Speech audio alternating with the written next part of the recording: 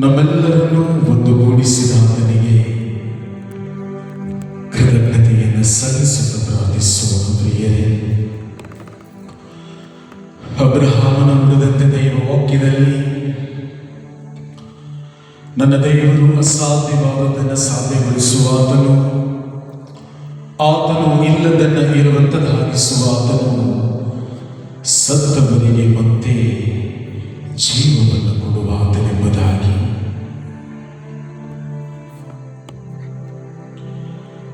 ಈ ಸಮಯದಲ್ಲಿ ಪ್ರಿಯರೇ,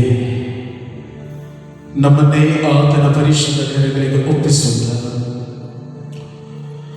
ತೆರೆದ ಪರಲೋಕದ ಅಡಿಯಲ್ಲಿ ಆತನ ಪ್ರಸನ್ನತೆಯಲ್ಲಿ ನಮ್ಮೆಲ್ಲರನ್ನು ಒಂದಾಗಿಸಿದ ದೇವರು ನಮ್ಮ ಪ್ರತಿಯೊಬ್ಬೊಬ್ಬರನ್ನು ಹೆಸರಿದು ಕೂಗಿ ಕರೆದ ಆತನಿಗೆ ಪೂರ್ಣ ಹೃದಯದಿಂದ ನಮ್ಮನ್ನು ಒಪ್ಪಿಸೋಣ. ಅಸಾಧ್ಯವಾದದನ್ನು ಸಾಧ್ಯಗೊಳಿಸುವ ಆತನು, ಇಲ್ಲದನ್ನೇ ಇರುವಂತದ್ದಾಗಿಸುವ ಆತನು, ಸತ್ತವರಿಗೆ ಮತ್ತೆ ಜೀವವನ್ನು ಕೊಡುವ ಆತನು, ಆತನಿಗೆ ಕೃತಜ್ಞತೆಯನ್ನ ಸಲ್ಲಿಸುವ ಪ್ರಿಯರೇ. ಹೌದು ದೇವ, ನೀವೇ ಹೇಳಿದಿರಿ, ಬಳಲಿ ಭಾರ ಮತ್ತು ಬೆಣ್ಣಾಗಿರುವ ಸರ್ವ ಜನರೇ, ನೀವೆಲ್ಲರೂ ನನ್ನ ಬಳಿಗೆ ಬಂದಿರಿ, ನಾನು ನಿಮಗೆ ವಿಶ್ರಾಂತಿಯನ್ನು ಕೊಡುವೆನೆಂಬುದಾಗಿ. ಶಾಂತಿ ಸಮಾಧಾನದ ಪ್ರಭು ಅರಸರು ಆರೈಸುವೆ. ನಿನ್ನ ಪ್ರಸನ್ನತೆಯು ನಮಗೆ ವಿಶ್ರಾಂತಿಯನ್ನು, ನಿನ್ನ ವಾಕ್ಯವನ್ನು ಆಲಿಸುವುದು ನಮಗೆ ಚೈತನ್ಯವನ್ನು ಕೊಡುವಂಥದ್ದಕ್ಕಾಗಿ ಕೋಟಿ ಕೋಟಿ ಸ್ತೋತ್ರ ಸ್ವಾಮಿ. ಜೀವಿತದ ಪ್ರತಿಯೊಂದು ಪರಿಸ್ಥಿತಿಗಳನ್ನು ಚೆನ್ನಾಗಿ ಬಲ್ಲಾತನು, ಯಾರೊಬ್ಬರೂ ಕೈ ಬಿಟ್ಟರೂ ನಮ್ಮನ್ನು ಕೈ ಬಿಡದ ದೇವರು, ಸದಾಕಾಲವು ನೆರಳಿನಂತೆ ನಮ್ಮೊಂದಿಗಿದ್ದು ನಮ್ಮನ್ನು ಮುನ್ನಡೆಸುವ ದೇವನೇ ನೀನಾಗಿದ್ದಕ್ಕಾಗಿ ಸ್ತೋತ್ರವೆಂಬುದಾಗಿ. ನಮ್ಮನ್ನು ಒಪ್ಪಿಸುವ ಈ ಸಮಯದಲ್ಲಿ ಪೂರ್ಣ ಹೃದಯದೊಂದಿಗೆ ಆತನಿಗೆ ಕೃತಜ್ಞತೆಯನ್ನು ಸಲ್ಲಿಸುತ್ತೇವೆ. ನೋಡುವ, ನಿನ್ನಿಂದಾಗದ ಕಾರ್ಯ ಒಂದು ಇಲ್ಲ, ನಿನ್ನಿಂದೆಲ್ಲವೂ ಸಾಧ್ಯವಯ್ಯ, ನಿನ್ನಿಂದಾಗದ ಕಾರ್ಯ ಒಂದು ಇಲ್ಲ, ನಿನ್ನಿಂದೆಲ್ಲವೂ ಸಾಧ್ಯವಯ್ಯ.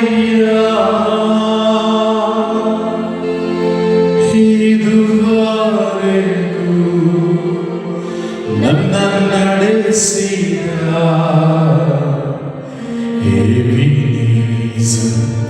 ನೀನೇನಯ್ಯ,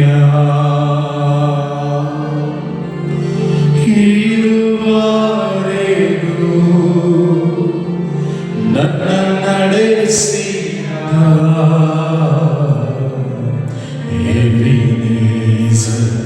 ನೀನೇನಯ್ಯ. ಕಣ್ಣುಗಳ ಮುಚ್ಚದೆ ಉತ್ತರಗಳನ್ನು ಮೇಲೆತ್ತುತ್ತ ಆರಾಧನೆ ಆರಾಧನೆ ಆರಾಧನೆ ಆರಾಧನೆ ಆರಾಧನೆ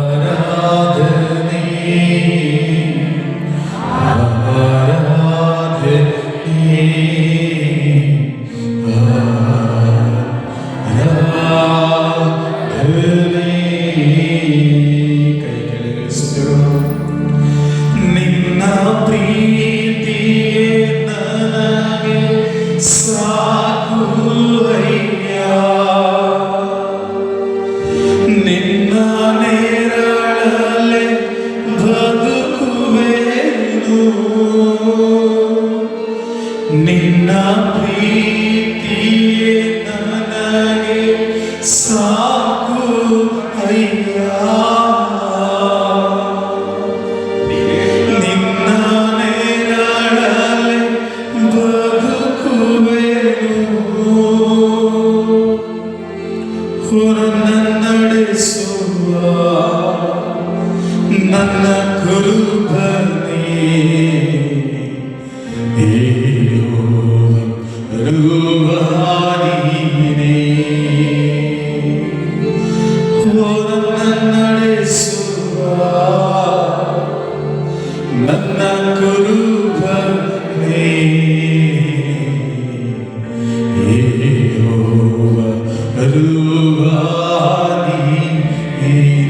ಪೂರ್ಣದೊಂದಿಗೆ ಕರಗಳೆತ್ತುತ್ತ ಆರಾಧನೆ ಆರಾಧನೆ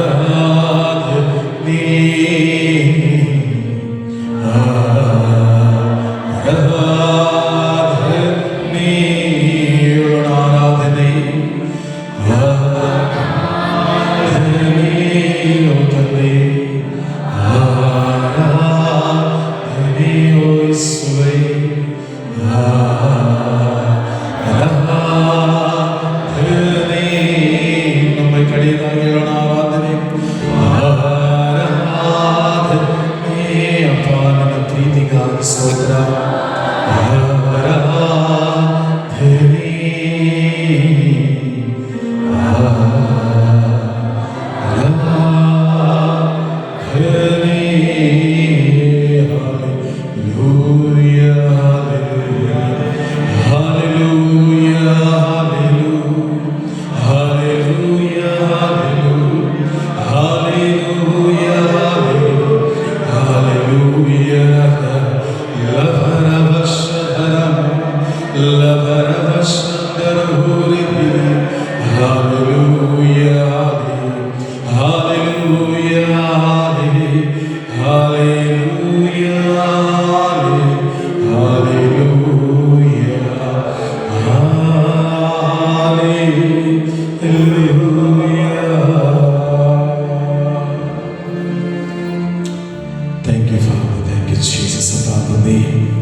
ಮತ್ತೊಮ್ಮೆ ಈ ಸಮಯಕ್ಕಾಗಿ ಪೂರ್ಣ ಹೃದಯದಿಂದ ಕೃತಜ್ಞತೆಯನ್ನು ಸಲ್ಲಿಸುತ್ತಾ ಈ ಅತ್ಯದ್ಭುತವಾದ ಈ ಸಮಯದಲ್ಲಿ ನಿಮ್ಮ ಆತ್ಮರ ಮೂಲಕ ನಮ್ಮೊಂದಿಗೆ ಮಾತನಾಡುವಂತಹ ನಿಮ್ಮ ಅತ್ಯದ್ಭುತಕರವಾದ ಜೀವಕರವಾದ ನುಡಿಗಳಿಗಾಗಿ ಕೋಟಿ ಕೋಟಿ ಸ್ತೋತ್ರ ಸ್ವಾಮಿ.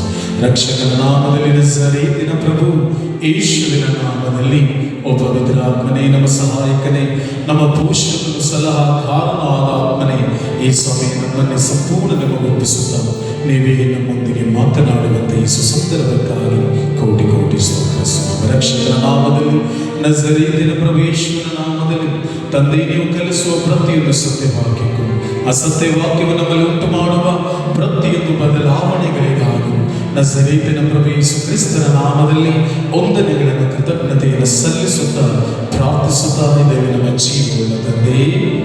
ಎಲ್ಲರೂ ಜೋರಾಗಿ ಆಮೆನ್ ಆಮೆನ್ ಆಮೆನ್. ತಂದೆಗೆ ಈ ದಿನವನ್ನು ಕೊಟ್ಟಂತಹ ತಂದೆಗೆ ಕರಗಳ ತಟ್ಟದ ಜೋರಾಗಿ ಕೃತಜ್ಞತೆ ಸಲ್ಲಿಸೋಣ. Hallelujah, thank you Jesus. ಪ್ರತಿಯೊಬ್ಬರು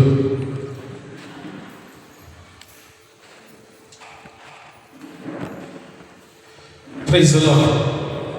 Hallelujah, thank you Jesus.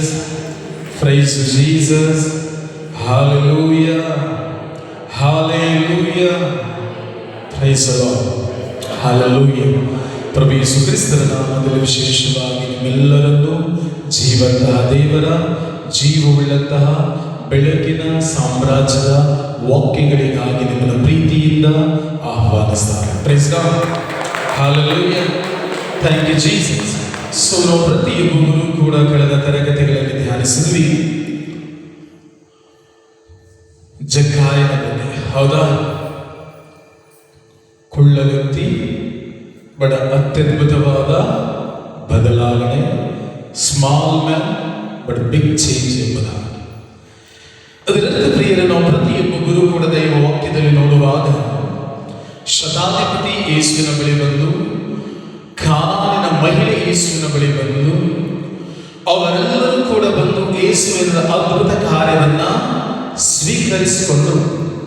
But ಅದರ ಪವಿತ್ರ ಗ್ರಂಥದಲ್ಲಿ ನಾವು ನೋಡುವಂತೆ ಯಾವುದೊಂದು ಅದ್ಭುತ ಕಾರ್ಯಕ್ಕೂ ಸ್ವರ್ಗ ಸಾಮ್ರಾಜ್ಯ ಆನಂದ ಪಡಲಿಲ್ಲ, ಸಂತೋಷ ಪಡೋದಿಲ್ಲ.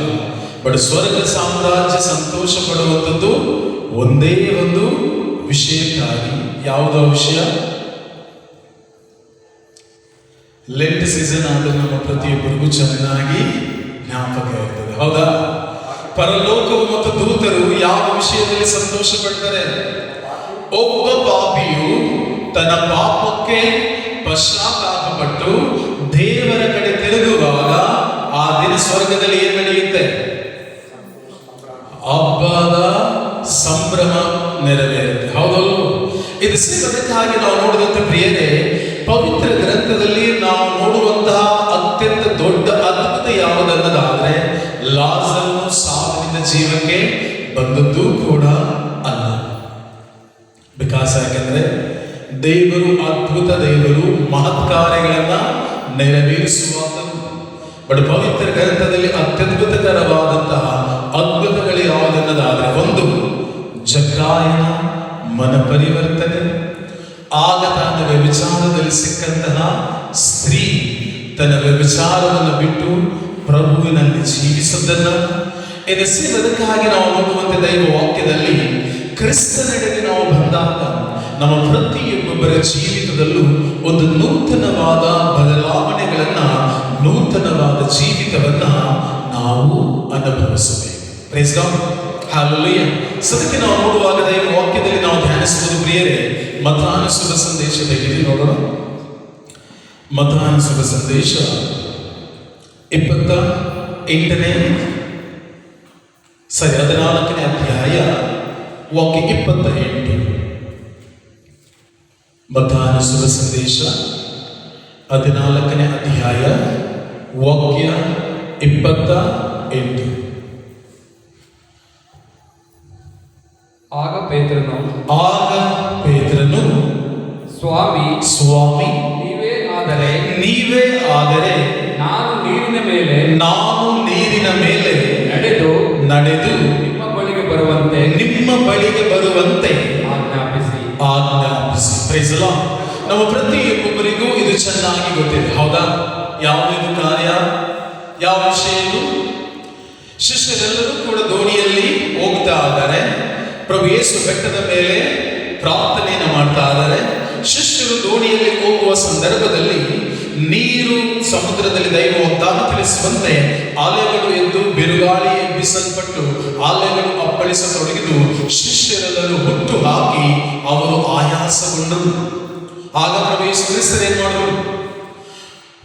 ಪ್ರಭು ಯೇಸು ಕ್ರಿಸ್ತರು ಬೆಟ್ಟದ ಮೇಲಿಂದ ತಮ್ಮ ನಿಲುವಂಗಿಯನ್ನು ತೆಗೆದಿಟ್ಟು ಬೆಟ್ಟದಿಂದ ಸಮುದ್ರಕ್ಕೆ ಆರಿ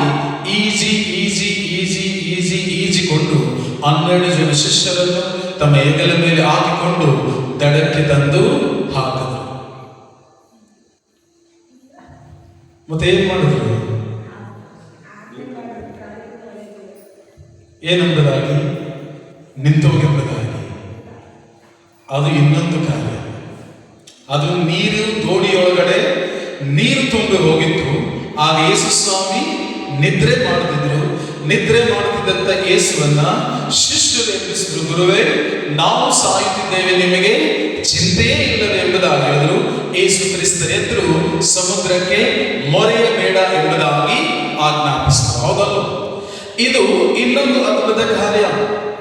ಯಾವುದಂದ್ರೆ ಶಿಷ್ಯರೆಲ್ಲರೂ ಕೂಡ ಹುಟ್ಟು ಹಾಕಿ ಅವರು ದಣಿದು ಹೋದಾಗ ಪ್ರಭು ಯೇಸು ಕ್ರಿಸ್ತರು ನೀರಿನ ಮೇಲೆ ನಡೆದುಕೊಂಡೇ ಶಿಷ್ಯರ ಬಳಿಗೆ ಬಂದರು. ನೀರಿನ ಮೇಲೆ ನಡೆದುಕೊಂಡು ಶಿಷ್ಯರ ಬಳಿಗೆ ಬಂದರು. ಬಟ್ ಶಿಷ್ಯರ ಬಳಿ ಬಂದು ಅವರನ್ನು ಹಾದು ಹೋಗ್ಲಿಕ್ಕಿದ್ರು. ಆಗ ಅವರೆಲ್ಲರೂ ಭಯಭ್ರಾಂತರಾಗಿ ಭೂತ ಎಂಬುದಾಗಿ ಕಿರಿಸಿದ್ರು. ಆಗ ಪ್ರಭು ಯೇಸು ಕ್ರಿಸ್ತರು ಹೇಳಿದ್ರು, ಬೇರೆ ಯಾರೂ ಅಲ್ಲ, ನಾನೇ ಎಂಬುದಾಗಿ. Praise God. ಆಗ ಪೇತ್ರರು ಏನೆಂಬುದಾಗಿ ಹೇಳ್ತಾರೆ? ಗುರುವೇ, ನೀವೇ ಆಗಿದ್ದರೆ ನಿಮ್ಮಂತೆ ನಾನು ಕೂಡ ನೀರಿನ ಮೇಲೆ ನಡೆಯುವಂತೆ ಮಾಡಿ ಎಂಬುದಾಗಿ. ಏನಂತ ಹೇಳಿದ್ರು? ಗುರುವೇ, ನೀವೇ ಆಗಿದ್ದರೆ ನಿಮ್ಮಂತೆ ನೀರಿನ ಮೇಲೆ ನಾನು ಕೂಡ ನಡೆಯುವಂತೆ ಆಜ್ಞಾಪಿಸಿ ಎಂಬುದಾಗಿ. ಬಟ್ ಯಾವತ್ತಾದ್ರೂ ನಾವು ಕೇಳಿದೀವೋ ಪ್ರಭು ಯೇಸುವನ್ನ?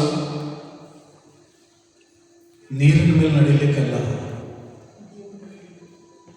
ನಾವು ಪ್ರತಿಯೊಬ್ಬೊಬ್ಬರು ಪ್ರಭು ಯೇಸುವನ ಎಂದಾದರೂ ಈ ಪ್ರಶ್ನೆಯನ್ನ, ಅಂದರೆ ಈ ಒಂದು ಪ್ರಶ್ನೆಯಲ್ಲ ಬದಲಾಗಿ ನನ್ನ ಹೃದಯದ ಬಯಕೆಯನ್ನ ತೆರೆದಿಟ್ಟಿದ್ದೇನೆ. ಅಲ್ಲಿ ಪೇತ್ರನು ಹೇಳ್ತಿರುವಂತದ್ದು ಏನನ್ನದಾದ್ರೆ, ಗುರುವೇ ನೀವೇ ಆಗಿದ್ರೆ ನಿಮ್ಮಂತೆ ನಾನು ಕೂಡ ನೀರಿನ ಮೇಲೆ ನಡೆದುಕೊಂಡು ಬರುವಂತೆ ಆಜ್ಞಾಪಿಸಿ. ಅದರರ್ಥ ಪೇತ್ರನು ಕೇಳ್ತಾ ಇರೋದೇನೆಂದ್ರೆ, ಗುರುವೇ ನೀವು ನನ್ನ ಗುರು, ನಾನು ನಿಮ್ಮ ಶಿಷ್ಯನಾಗಿದ್ದೇನೆ. ನೀವು ನನ್ನ ಗುರು, ನಾನು ನಿನ್ನ ಶಿಷ್ಯನಾದ ಮೇಲೆ ನೀನು ಹೇಗೆ ಈ ಲೋಕದಲ್ಲಿ ಜೀವಿಸಿದೆಯೋ ಅದೇ ರೀತಿ ನಾನು ಕೂಡ ಜೀವಿಸಬೇಕು. ನೀವು ಹೇಗೆ ಈಗ ನೀರಿನ ಮೇಲೆ ನಡೆದುಕೊಂಡು ಬಂದರೋ ಅದೇ ರೀತಿ ನಾನು ಕೂಡ ನೀರಿನ ಮೇಲೆ ನಡೆಯಬೇಕು. ಆಸ್ ಇಟ್ ಈಸ್ ನೀವು ಹೇಗಿದ್ದೀರೋ ಅದೇ ರೀತಿ ನಾನು ಕೂಡ ಈ ಲೋಕದಲ್ಲಿ ಜೀವಿಸಬೇಕು. ಅದನ್ನಾಗದಲ್ಲಿ ಪೇತ್ರನು ಕೇಳುವಂಥದ್ದು. ಆಗ ಯೇಸುಸ್ವಾಮಿ ಹೇಳಿದರು, ನೋ, ನೀರಿನ ಮೇಲೆ ನಡೆದು ಬಿಟ್ರೆ ನಾನು ಒಂದೇ ಆಗ್ತೇನೆ, ನೀನೂ ಒಂದೇ ಆಗ್ತೀಯ, ನಮ್ಮಿಬ್ಬರಿಗೆ ಏನ್ ಸಿಗುತ್ತೆ? ನನ್ನಾಗಿ ನೀನು ನೀರಿನ ಮೇಲೆ ನಡೆದು ಬಿಟ್ರೆ ನನಗೂ ನಿನಗೂ ವ್ಯತ್ಯಾಸ ಏನು? ನಾನು ದೇವರ ಪುತ್ರ, ನೀನು ಮನುಷ್ಯ. ನಾನು ನಿನ್ನ ಗುರು, ನೀನು ನನ್ನ ಶಿಷ್ಯ. ನಾನು ನೀರಿನ ಮೇಲೆ ನಡೆದೆ ಅಂದ್ಬಿಟ್ಟು ನಿನ್ನನ್ನು ನಡಿಲಿಕ್ಕೆ ಬಿಟ್ಟು ಬಿಟ್ರೆ ನನಗೆ ಯಾರು ಮರ್ಯಾದೆ? ಇಬ್ರು ಈಕ್ವಲ್ ಆಗೋಗ್ತೀವಿ. ಹೇಳಿದ್ರೆ ಸ್ವಾಮಿ ಆಗ ಏನಂತ ಹೇಳಿದ್ರು? ಏನಂತ ಹೇಳಿದ್ರು? ಏನಂತ ಹೇಳಿದ್ರು? ಹೇಳ್ತಾನೆ ಇಲ್ಲ. ಬಾ ಅಂತಾನೆ, ಬಾ ಅಂತಾನೆ. ಸ್ವಲ್ಪ ಕೂಡ್ಲೂರು ಜೋರಾಗಿ ಹೇಳ್ಬೇಕು. ಏನೆಂಬುದಾಗಿ ಹೇಳಿದ್ರು? ಬಾ ಎಂಬುದಾಗಿ ಒಂದೇ ಒಂದು ಪದವನ್ನ ಹೇಳಿದ್ರು. ಹೌದಾ? ಏನಂದ್ರ ಅರ್ಥ? ಬಾ ಎಂಬುದಾಗಿ ಹೇಳಿದ್ರ ಅರ್ಥ? ಅದರ ಅರ್ಥ ಏನನ್ನದಾದ್ರೂ ಪ್ರಿಯರ ಪ್ರಭು ಯೇಸು ಕ್ರಿಸ್ತರು ಅವರು ಕಾಯುತ್ತಿದ್ದಂತ ದಿನ ಅದೇ. ಏನನ್ನದಾದ್ರೆ, ಪೇತ್ರ ನೀನು ಏನೆಂಬುದಾಗಿ ಬಯಕೆಯನ್ನು ಇಟ್ಟಿಯೋ, ನೀನು ನನ್ನನ್ನು ಪರೀಕ್ಷಿಸಲಿಕ್ಕೆ ಕೇಳ್ತಿಲ್ಲ. ನೀವೇ ಆಗಿದ್ರೆ ನಾನು ನಿಮ್ಮಂತೆ ನೀರಿನ ಮೇಲೆ ನಡಿಬೇಕೆಂಬುದಾಗಿ ನೀನು ನನ್ನನ್ನು ಪರೀಕ್ಷಿಸಲಿಕ್ಕೆ ಕೇಳ್ತಿಲ್ಲ. ನೀನು ಕೇಳ್ತಿರುವಂಥದ್ದು ಏನನ್ನದಾದ್ರೆ, ನೀವೇ ಆಗಿದ್ರೆ ನಾನು ಕೂಡ ನಿಮ್ಮಂತೆ ನೀರಿನ ಮೇಲೆ ನಡಿಬೇಕೆನ್ನೋದ್ರ ಅರ್ಥ ಏನನ್ನದಾದ್ರೆ, ನಿಮ್ಮಂತೆಯೇ ನಾನು ಜೀವಿಸಬೇಕು. ಅಫ್ಕೋರ್ಸ್ ಖಂಡಿತವಾಗಿ ಅವರ ಪ್ರಶ್ನೆಯನ್ನೇ ಕೇಳಿದ್ರು. ಬಟ್ ಪ್ರಭು ಯೇಸು ಕ್ರಿಸ್ತರು ಏನಂತ ಹೇಳಿದ್ರು? ಬಾ ಎಂಬುದಾಗಿ. ಅದರ ಅರ್ಥ ಏನು? ನಾನೊಬ್ಬನು ಮಾತ್ರ ನೀರಿನ ಮೇಲೆ ನಡಿಬೇಕು, ನೀವು ಮಾತ್ರ ಹೆದರ್ಕೊಂಡು ಕೂತ್ಕೋಬೇಕು ಎಂಬುದಾಗಲ್ಲ. ನನ್ನ ಇಚ್ಛೆ ಏನನ್ನದಾದ್ರೆ, ನೀವೆಲ್ಲರೂ ನನ್ನಂತೆಯೇ ಆಗಬೇಕು. ನೀವೆಲ್ಲರೂ ಏನಾಗಬೇಕು? ನನ್ನಂತೆಯೇ ಆಗಬೇಕು. ಪ್ರಭು ಯೇಸು ಕ್ರಿಸ್ತರ ಬಯಕೆ ಏನನ್ನದಾಗುತ್ತೀಯರೇ, ಆತನನ್ನು ಹಿಂಬಾಲಿಸುವಂತವರು, ಆತನನ್ನು ಅನುಸರಿಸುವವರಾದ ನಾವು ಬರೀ ಕೇವಲ ಆತನ ನುಡಿಗಳನ್ನು ಆಲಿಸುವವರಾಗಿರದೆ ಆತನಂತೆ ನಾವು ಆಗುವವರಾಗಿರಬೇಕು. ಅದನ್ನಾಗಿದೆ ಏತಕ್ಕಾಗಿ ಪ್ರಭು ಯೇಸು ಕ್ರಿಸ್ತರು ಜಕ್ಕಾಯನ ಮನೆಗೆ ಹೋದ್ರು. ಜಕ್ಕಾಯನ ಮನೆಗೆ ಹೋಗಿ ಹೇಳಿದ್ರೆ, ನಿನ್ನ ಮನೆಯಲ್ಲಿ ನಾನು ತಂಗಬೇಕು. ಒಂದು ಇನ್ವಿಟೇಷನ್ ಅನ್ನು ಪ್ರಭು ಯೇಸು ಕ್ರಿಸ್ತರು ಕೊಡ್ತಾರೆ. ಯಾಕಂದ್ರೆ ಪ್ರಭು ಯೇಸು ಕ್ರಿಸ್ತರು ಯಾರ ಮನೆಯಲ್ಲೂ ಕೂಡ ತಂಗಿದ್ದನ್ನ ನಾವು ಪವಿತ್ರ ಗ್ರಂಥದಲ್ಲಿ ನೋಡ್ಲಿಕ್ಕೆ ಸಾಧ್ಯವಿಲ್ಲ. ಯಾಕಂದ್ರೆ ಈವನ್ ಮಾರ್ತಾ ಮತ್ತು ಮರಿಯಳ ಮತ್ತು ಸಹೋದರ ಲಾಜರನ ಮನೆಗೆ ಔತಣಕ್ಕೆ ಹೋದ್ರು. ಅವರು ಇನ್ವೈಟ್ ಮಾಡಿದ್ರು. ಪ್ರಭು ಯೇಸು ಕ್ರಿಸ್ತರು ಆ ಮನೆಗೆ ಹೋದ್ರು ಅಷ್ಟೇ. ಜಕ್ಕಾಯನ ಮನೆಗೆ ಜಕ್ಕಾಯನ ಕರೆಯಲಿಲ್ಲ. ಬಟ್ ಪ್ರಭು ಯೇಸು ಕ್ರಿಸ್ತರು ಹೇಳಿದರೆ, ನಾನು ನಿನ್ನ ಮನೆಯಲ್ಲಿ ಈ ದಿನ ತಂಗಬೇಕೆಂಬುದಾಗಿ. ಬಿಕಾಸ್ ಯಾಕಂದ್ರೆ ಪ್ರಿಯರೇ, ದೈವ ನಾನು ತಿಳಿಸುವಂತೆ ಒಂದು ವ್ಯಕ್ತಿ ತನ್ನ ಜೀವಿತದಲ್ಲಿ ಆತನು ಬದಲಾವಣೆಯು ಬಹಳ ಮುಖ್ಯಕರವಾದದ್ದು. ಒಂದು ಶಾರೀರಿಕವಾದಂತಹ ರೋಗಿ ಅವನು ಶಾರೀರಿಕವಾಗಿ ಎಷ್ಟು ಮಟ್ಟಿಗೆ ಆರೋಗ್ಯವಂತನಾಗ್ತಾನೋ ಅದಕ್ಕಿಂತಲೂ ಹೆಚ್ಚಿನಾಗಿ ಒಂದು ವ್ಯಕ್ತಿ ಪ್ರಿಯರೇ ಆತನು ಆತ್ಮೀಕವಾಗಿ ಬದಲಾವಣೆ ಅನುಭವಿಸುವಂಥದ್ದು ತುಂಬಾ ಮುಖ್ಯಕರವಾದ. ಅದನ್ನಾಗದ ಪೇತ್ರನಿಗೆ ಪ್ರಭು ಯೇಸು ಕ್ರಿಸ್ತರು ಹೇಳಿದ್ರು, ಬಾ. ಅದರ ಅರ್ಥ ಏನು? ನನ್ನಂತೆ ನೀನು ಕೂಡ ಆಗಬೇಕು. ಇದರಲ್ಲಿ ಎವ್ರಿ ಡೇ ನಾವು ಪ್ರತಿಯೊಬ್ಬೊಬ್ಬರ ಬಳಿ ಪೂಜೆಯಲ್ಲಿ ಭಾಗವಹಿಸುವಾಗ ಅಥವಾ ಆರಾಧನೆಯಲ್ಲಿ ಭಾಗವಹಿಸುವಾಗ, ಪ್ರಾರ್ಥನೆಯಲ್ಲಿ ನಾವು ಭಾಗವಹಿಸುವಾಗ ನಾವು ಪ್ರತಿಯೊಬ್ಬೊಬ್ಬರು ನಮ್ಮದೊಂದು ಡಿಸೈರ್ ಅನ್ನ, ಒಂದು ಬಯಕೆ ನಡಬೇಕು ನನ್ನದಾದ್ರೆ, ಜೀಸಸ್ ದೇವರು, ಪ್ರಭುವೇ ನಿಮ್ಮನ್ನು ನಾನು ಏನು ಸ್ವೀಕರಿಸ್ತಾನೋ, ನಿಮ್ಮ ಬಳಿ ನಾನು ಏನು ಬಂದಿದ್ದೇನೋ ನಿಮ್ಮಂತೆಯೇ ನಾನು ಜೀವಿಸಬೇಕು. ಅವರಂತೆ ನಾನು ಈ ಲೋಕದಲ್ಲಿ ಜೀವಿಸಲಿಕ್ಕಾಗಿ ಅವರು ನನ್ನೊಂದಿಗೆ ಇರುವಂತದ್ದಾಗಿರುವಂಥದ್ದು. The every Christian, the ತಮ್ಮಷ್ಟುದ್ದಕ್ಕಾಗಿ ಪ್ರತಿಯೊಬ್ಬ ಕ್ರೈಸ್ತನು ಪ್ರಿಯರೇ ತನ್ನ ಜೀವಿತದಲ್ಲಿ the live like a Christ, the ಕ್ರಿಸ್ತನಂತೆ ಜೀವಿಸುವಂಥದ್ದೇ ಅವನ ಮೂಲ ಮುಖ್ಯವಾದ ಉದ್ದೇಶ. ದೆನ್ ವಾಟ್ ಎವರ್ ಆತನ ಲೈಫ್ ಸ್ಟೈಲ್ ಹೇಗೆ ಜೀವಿಸ್ತದೋ ಈ ಲೋಕದಲ್ಲಿ ಆತನ ಗುಡಿಸಲಲ್ಲೋ, ಅರಮನೆಯಲ್ಲೋ, ಮಧ್ಯಮ ಮನೆಯಲ್ಲೋ, ಅಥವಾ ಕಾರ್ನಲ್ಲೋ, ಗಾಡಿನಲ್ಲೋ, ಸೈಕಲಲ್ಲೋ ಇದು ಯಾವುದೂ ಕೂಡ ಲೆಕ್ಕಕ್ಕೆ ಬರುವುದಿಲ್ಲ.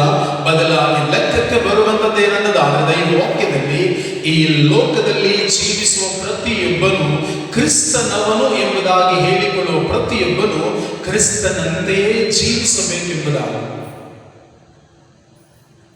ಹಾಗಾಗಿ ನಾವು ಪ್ರತಿಯೊಬ್ಬರು ಕೂಡ ನಾವು ನೋಡುವಾಗ ಈ ವಾಕ್ಯದಲ್ಲಿ ಪ್ರಭು ಯೇಸು ಕ್ರಿಸ್ತರು 33.5 ವರ್ಷಕ್ಕೆ ಅವರು ಶಿಲುಬೆಯಲ್ಲಿ ಮರಣವನ್ನು ಹೊಂತಾರೆ. ಹೌದಲ್ಲೋ? ಪ್ರಭು ಯೇಸು ಕ್ರಿಸ್ತರು 33.5 ವರ್ಷಗಳಲ್ಲಿ ತಮ್ಮ ಪರಿಶುದ್ಧ ರಕ್ತವನ್ನ ಸುರಿಸಿದರು. ಅವರು ಪರಿಶುದ್ಧ ರಕ್ತವನ್ನು ಸುರಿಸಿದ್ದರಿಂದ ಇಡೀ ಮಾನವ ಕುಲ ಪಾಪ ಪರಿಹಾರವನ್ನ ಹೊಂದಿಕೊಳ್ತು. ಹೌದಲ್ಲೋ? ಏತಕ್ಕಾಗಿ ಪ್ರಭು ಯೇಸು ಕ್ರಿಸ್ತರು 33.5 ವರ್ಷಕ್ಕೆ ಶಿಲುಬೆಯಲ್ಲಿ ಮರಣ ಹೊಂದಿದ್ರು? ಅವರು 30 ವರ್ಷಕ್ಕೆ ಮರಣ ಹೊಂದಿದ್ರೆ ಮಾನವನ ಪಾಪ ಪರಿಹಾರ ಆಗ್ತಿರ್ಲಿಲ್ಲ. 20 ವರ್ಷಕ್ಕೆ ಮರಣ ಹೊಂದಿದ್ರೆ ದ ಸಿನ್ಲೆಸ್ ಬ್ಲಡ್ ಅವರದ್ದು ಹೇಗಿದ್ರು ಪರಿಶುದ್ಧ ರಕ್ತ ಇಡೀ ಮಾನವ ಕುಲಕ್ಕಾಗಿ ಅವರು ಸುರಿಸಿದ ಮೇಲೆ ಖಂಡಿತವಾಗಿಯೂ ಯಾವುದೇ ಏಜಲ್ಲಿ ಅವರು ಮರಣ ಹೊಂದಿದ್ರು ಕೂಡ ಖಂಡಿತವಾಗಿಯೂ ಮಾನವ ಕುಲಕ್ಕೆ ಬಿಡುಗಡೆ ಸಿಗ್ತಾ ಇತ್ತು. ಹೌದಲ್ವ? ಬಡೆಯದಕ್ಕಾಗಿ 33.5 ವರ್ಷಗಳ ಕಾಲ ಜೀವಿಸಿದರು. ಆತನು ಸುಮ್ಮನೆ ಶಿಲುಬೆ ಮೇಲೆ ನಿಂತುಕೊಂಡು ಪ್ರಿಯರೇ ನೀನು ಕ್ಷಮಿಸಿಬಿಡು, ನೀನು ಪ್ರೀತಿಸಿಬಿಡು ಅಂತ ಹೇಳಿಲ್ಲ. ಬದಲಾಗಿ ಆತನು ನಮ್ಮಂತೆ ಈ ಲೋಕದಲ್ಲಿ ಜನಿಸಿ, ನಮ್ಮಂತೆ ಕುಟುಂಬದಲ್ಲಿ ಬೆಳೆದು, ನಮ್ಮಂತೆ ಊರಿನಲ್ಲಿ ಬೆಳೆದು, ಸುತ್ತಲೂ ಜನರೊಂದಿಗೆ ಬೆರೆಯಲ್ಪಟ್ಟು ಕಲುಷಿತ ಲೋಕದಲ್ಲಿ ಜೀವಿಸಿದರೂ ಹೇಗೆ ಕ್ರೈಸ್ತನು ಆತನು ಪರಿಶುದ್ಧತ್ವದ ಜೀವಿತವನ್ನು ಜೀವಿಸಬೇಕೆಂಬುದಾಗಿ ಕ್ರಿಸ್ತನೇ ಈ ಲೋಕದಲ್ಲಿ ಜೀವಿಸಿ ತೋರಿಸಲ್ಪಟ್ಟರು. ಬಟ್ ನಾವು ಪ್ರತಿಯೊಬ್ಬರು ಕೂಡ ಈ ಲೋಕದಲ್ಲಿ ಏನಂದ್ರೆ ಅಯ್ಯೋ ಬಹಳ ಕಷ್ಟ. ಒಳ್ಳೆತನದಲ್ಲಿ ಜೀವಿಸುವವರಿಗೆ ಇದು ಕಾಲನೇ ಅಲ್ಲ. ಒಳ್ಳೆತನದಲ್ಲಿ ಜೀವಿಸುವವರಿಗೆ ಇದು ಕಾಲನೇ ಅಲ್ಲ. ಕಾಲ ತುಂಬಾ ಕೆಟ್ಟೋಗ್ಬಿಟ್ಟಿದೆ. ಒಳ್ಳೆಯವರಿಗೆ ಇಲ್ಲಿ ಬೆಲೆನೇ ಇಲ್ಲ. ಒಳ್ಳೆಯವರು ಜೀವಿಸಲಿಕ್ಕೆ ಆಗೋದೇ ಇಲ್ಲ. ಬಡೇ ಸ್ವಾಮಿ ಜೀವಿಸುವಾಗ ಎಲ್ಲ ನೀಟಾಗಿದ್ದ, ಎಲ್ಲವೂ ಚೆನ್ನಾಗಿದ್ದ, ಎಲ್ಲವೂ ಪರಿಶುದ್ಧವಾಗಿದ್ದ. ನೋ, ಲೋಕ ಅವತ್ತಿಗೂ ಹೇಗಿತ್ತು ಇವತ್ತಿಗೂ ಹಾಗೇ ಇದೆ. ಬಟ್ ಮನುಷ್ಯನ ಸ್ವಭಾವ ಹೇಳುವಂಥದ್ದಷ್ಟೇ, ಹಾಗಿದ್ದಿದ್ರೆ ಚೆನ್ನಾಗಿರ್ತಿತ್ತು, ಹೀಗಿದ್ದಿದ್ರೆ ಚೆನ್ನಾಗಿರ್ತಿತ್ತು ಎಂಬುದಾಗಿ. ಬಟ್ ಆದರೆ ಪ್ರಭು ಯೇಸು ಕ್ರಿಸ್ತರು ಜನಿಸಿದಾಗಲೂ ಲೋಕದಲ್ಲಿ ಕಳ್ಳತನ ಇತ್ತ, ವ್ಯಭಿಚಾರ ಇತ್ತ, ಮೋಸ ಇತ್ತ, ಅಸೂಯೆ ಇತ್ತ, ಕೊಲೆ ಇತ್ತ ಇರಲಿಲ್ಲ. ಆಗ ಲೋಕ ಶುದ್ಧವಾಗಿದ್ದಾಗ? ನೋ. ಈಗಲೂ ಶುದ್ಧವಾಗಿದೆಯಾ? ನೋ. ಬಟ್ ಪ್ರಭು ಯೇಸು ಕ್ರಿಸ್ತರು ಏನ್ ಮಾಡಿದ್ರು? ಪರಿಶುದ್ಧರು ಕಲುಷಿತ ಲೋಕದಲ್ಲೂ ಪರಿಶುದ್ಧತ್ವದ ಜೀವಿತವನ್ನ ಜೀವಿಸಲು.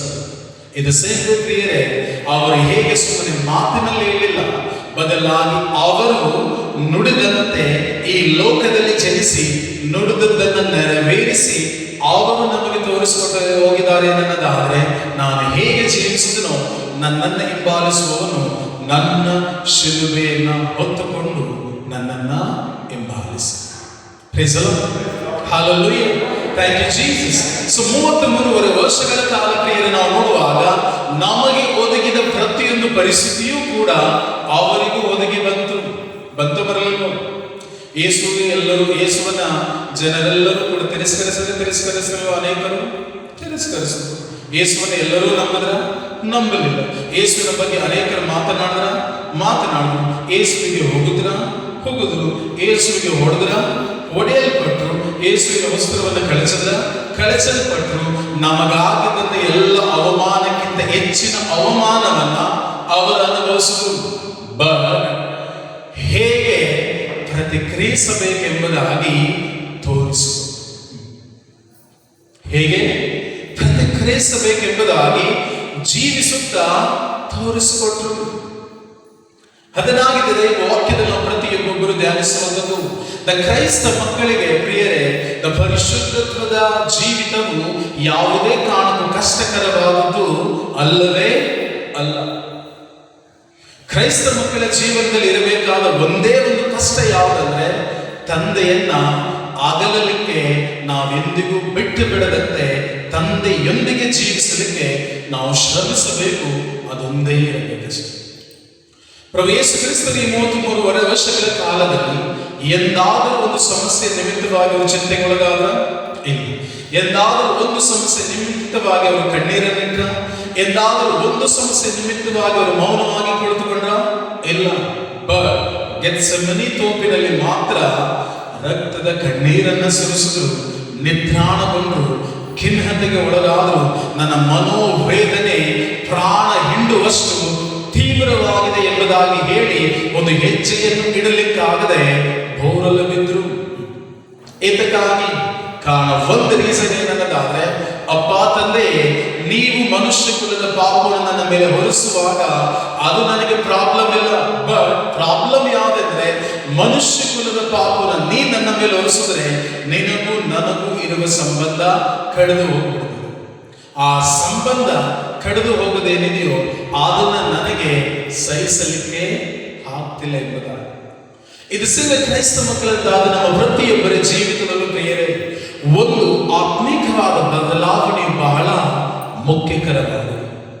ಯಾಕಂದ್ರೆ ದೈವ ವಾಗ್ದಾನ ಸ್ಪಷ್ಟವಾಗಿ ತಿಳಿಸಿದ ಪ್ರಿಯರೇ, ನಾವು ಪ್ರತಿಯೊಬ್ಬರು ಕೂಡ ನಾವು ನೋಡುವಾಗ ದೇವರು ನಮ್ಮ ಆಂತರ್ಯವನ್ನು ನೋಡುವ ಆತನು ಹೊರತು ನಮ್ಮ ಹೊರಾಂಗಣವನ್ನು ಇಂದಿಗ ಆತನು ನೋಡುವ ಆತನು ಅಲ್ಲವೇ ಅಲ್ಲ. ಸ್ವರ್ಗ ಸಾಮ್ರಾಜ್ಯವು ನಮ್ಮನ್ನ ಕಂಡು ಹಿಡಿಯುವಂಥದ್ದು ಒಂದೇ ಒಂದು ವಿಷಯಕ್ಕೆ. ನನ್ನನ್ನಾಗ್ಲಿ ನಿಮ್ಮನ್ನಾಗ್ಲಿ ಸ್ವರ್ಗ ಸಾಮ್ರಾಜ್ಯ ಕಂಡು ಹಿಡಿಯುವಂಥದ್ದು, ನಮ್ಮನ್ನ ಗುರುತು ಹಚ್ಚುವಂಥದ್ದು ಒಂದೇ ಒಂದು ವಿಷಯ.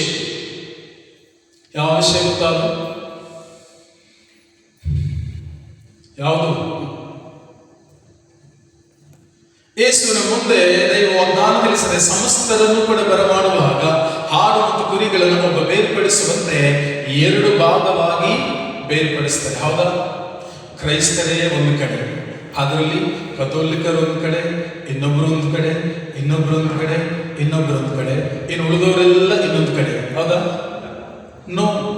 ಸ್ವರ್ಗ ಲೋಕದಲ್ಲಿ 2 ಭಾಗಗಳನ್ನಾಗಿ ಮಾಡ್ತಾರೆ. ಒಂದು ಯಾರೆಂದ್ರೆ, ನನ್ನ ತಂದೆಯ ಸಾನ್ನಿಧ್ಯಕ್ಕೆ ಬಾಧ್ಯಸ್ಥರಾದವರು, ಇನ್ನೊಬ್ಬರು ನನ್ನಿಂದ ತಿರಸ್ಕೃತ.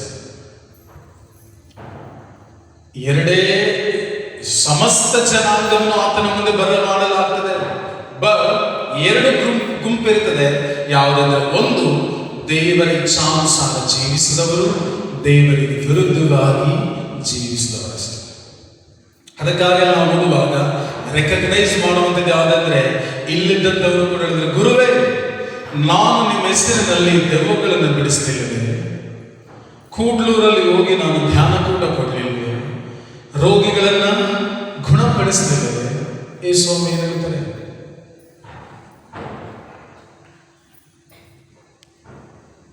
ನಿನ್ನ ಅರಿವೇ ನನಗೆ ಇಲ್ಲ, ನಿನ್ನ ಅರಿವೇ ನನಗೆ ಇಲ್ಲ. ನಿನ್ನ ಹೆಸರಿನಲ್ಲಿ ನಾನು ಸತ್ತವರನ್ನ ಜೀವಕ್ಕೆ ಎಬ್ಬಿಸಲಿಲ್ವೇ? ನಿನ್ನ ಗುರುತೇ ನನಗೆ ಇಲ್ಲ. ಒಂದು ಕ್ಷಣ ಯೋಚಿಸಿಕೊಳ್ಳಿ ಪ್ರಿಯರೇ, ನಮ್ಮನ್ನು ಸೃಷ್ಟಿ ಮಾಡಿದಂಥ ದೇವರು ಅಂತಿಮ ದಿನದಲ್ಲಿ ಆತನ ಮುಂದೆ ನಿಂತಾಗ, ತಾಯಿಯ ಗರ್ಭದಲ್ಲಿ ನಾನು ಪಿಂಡವಾಗುವ ಮುಂಚಿತವಾಗಿ ನನ್ನನ್ನ ಬಲ್ಲ ಆತನು ಆ ಅಂತಿಮ ದಿನದಲ್ಲಿ ನೀನು ಯಾರು ಎಂಬುದಾಗಿ ನಾನು ಬಲ್ಲೆ ಅಂದ್ರೆ ಹೇಗಿರುತ್ತೆ?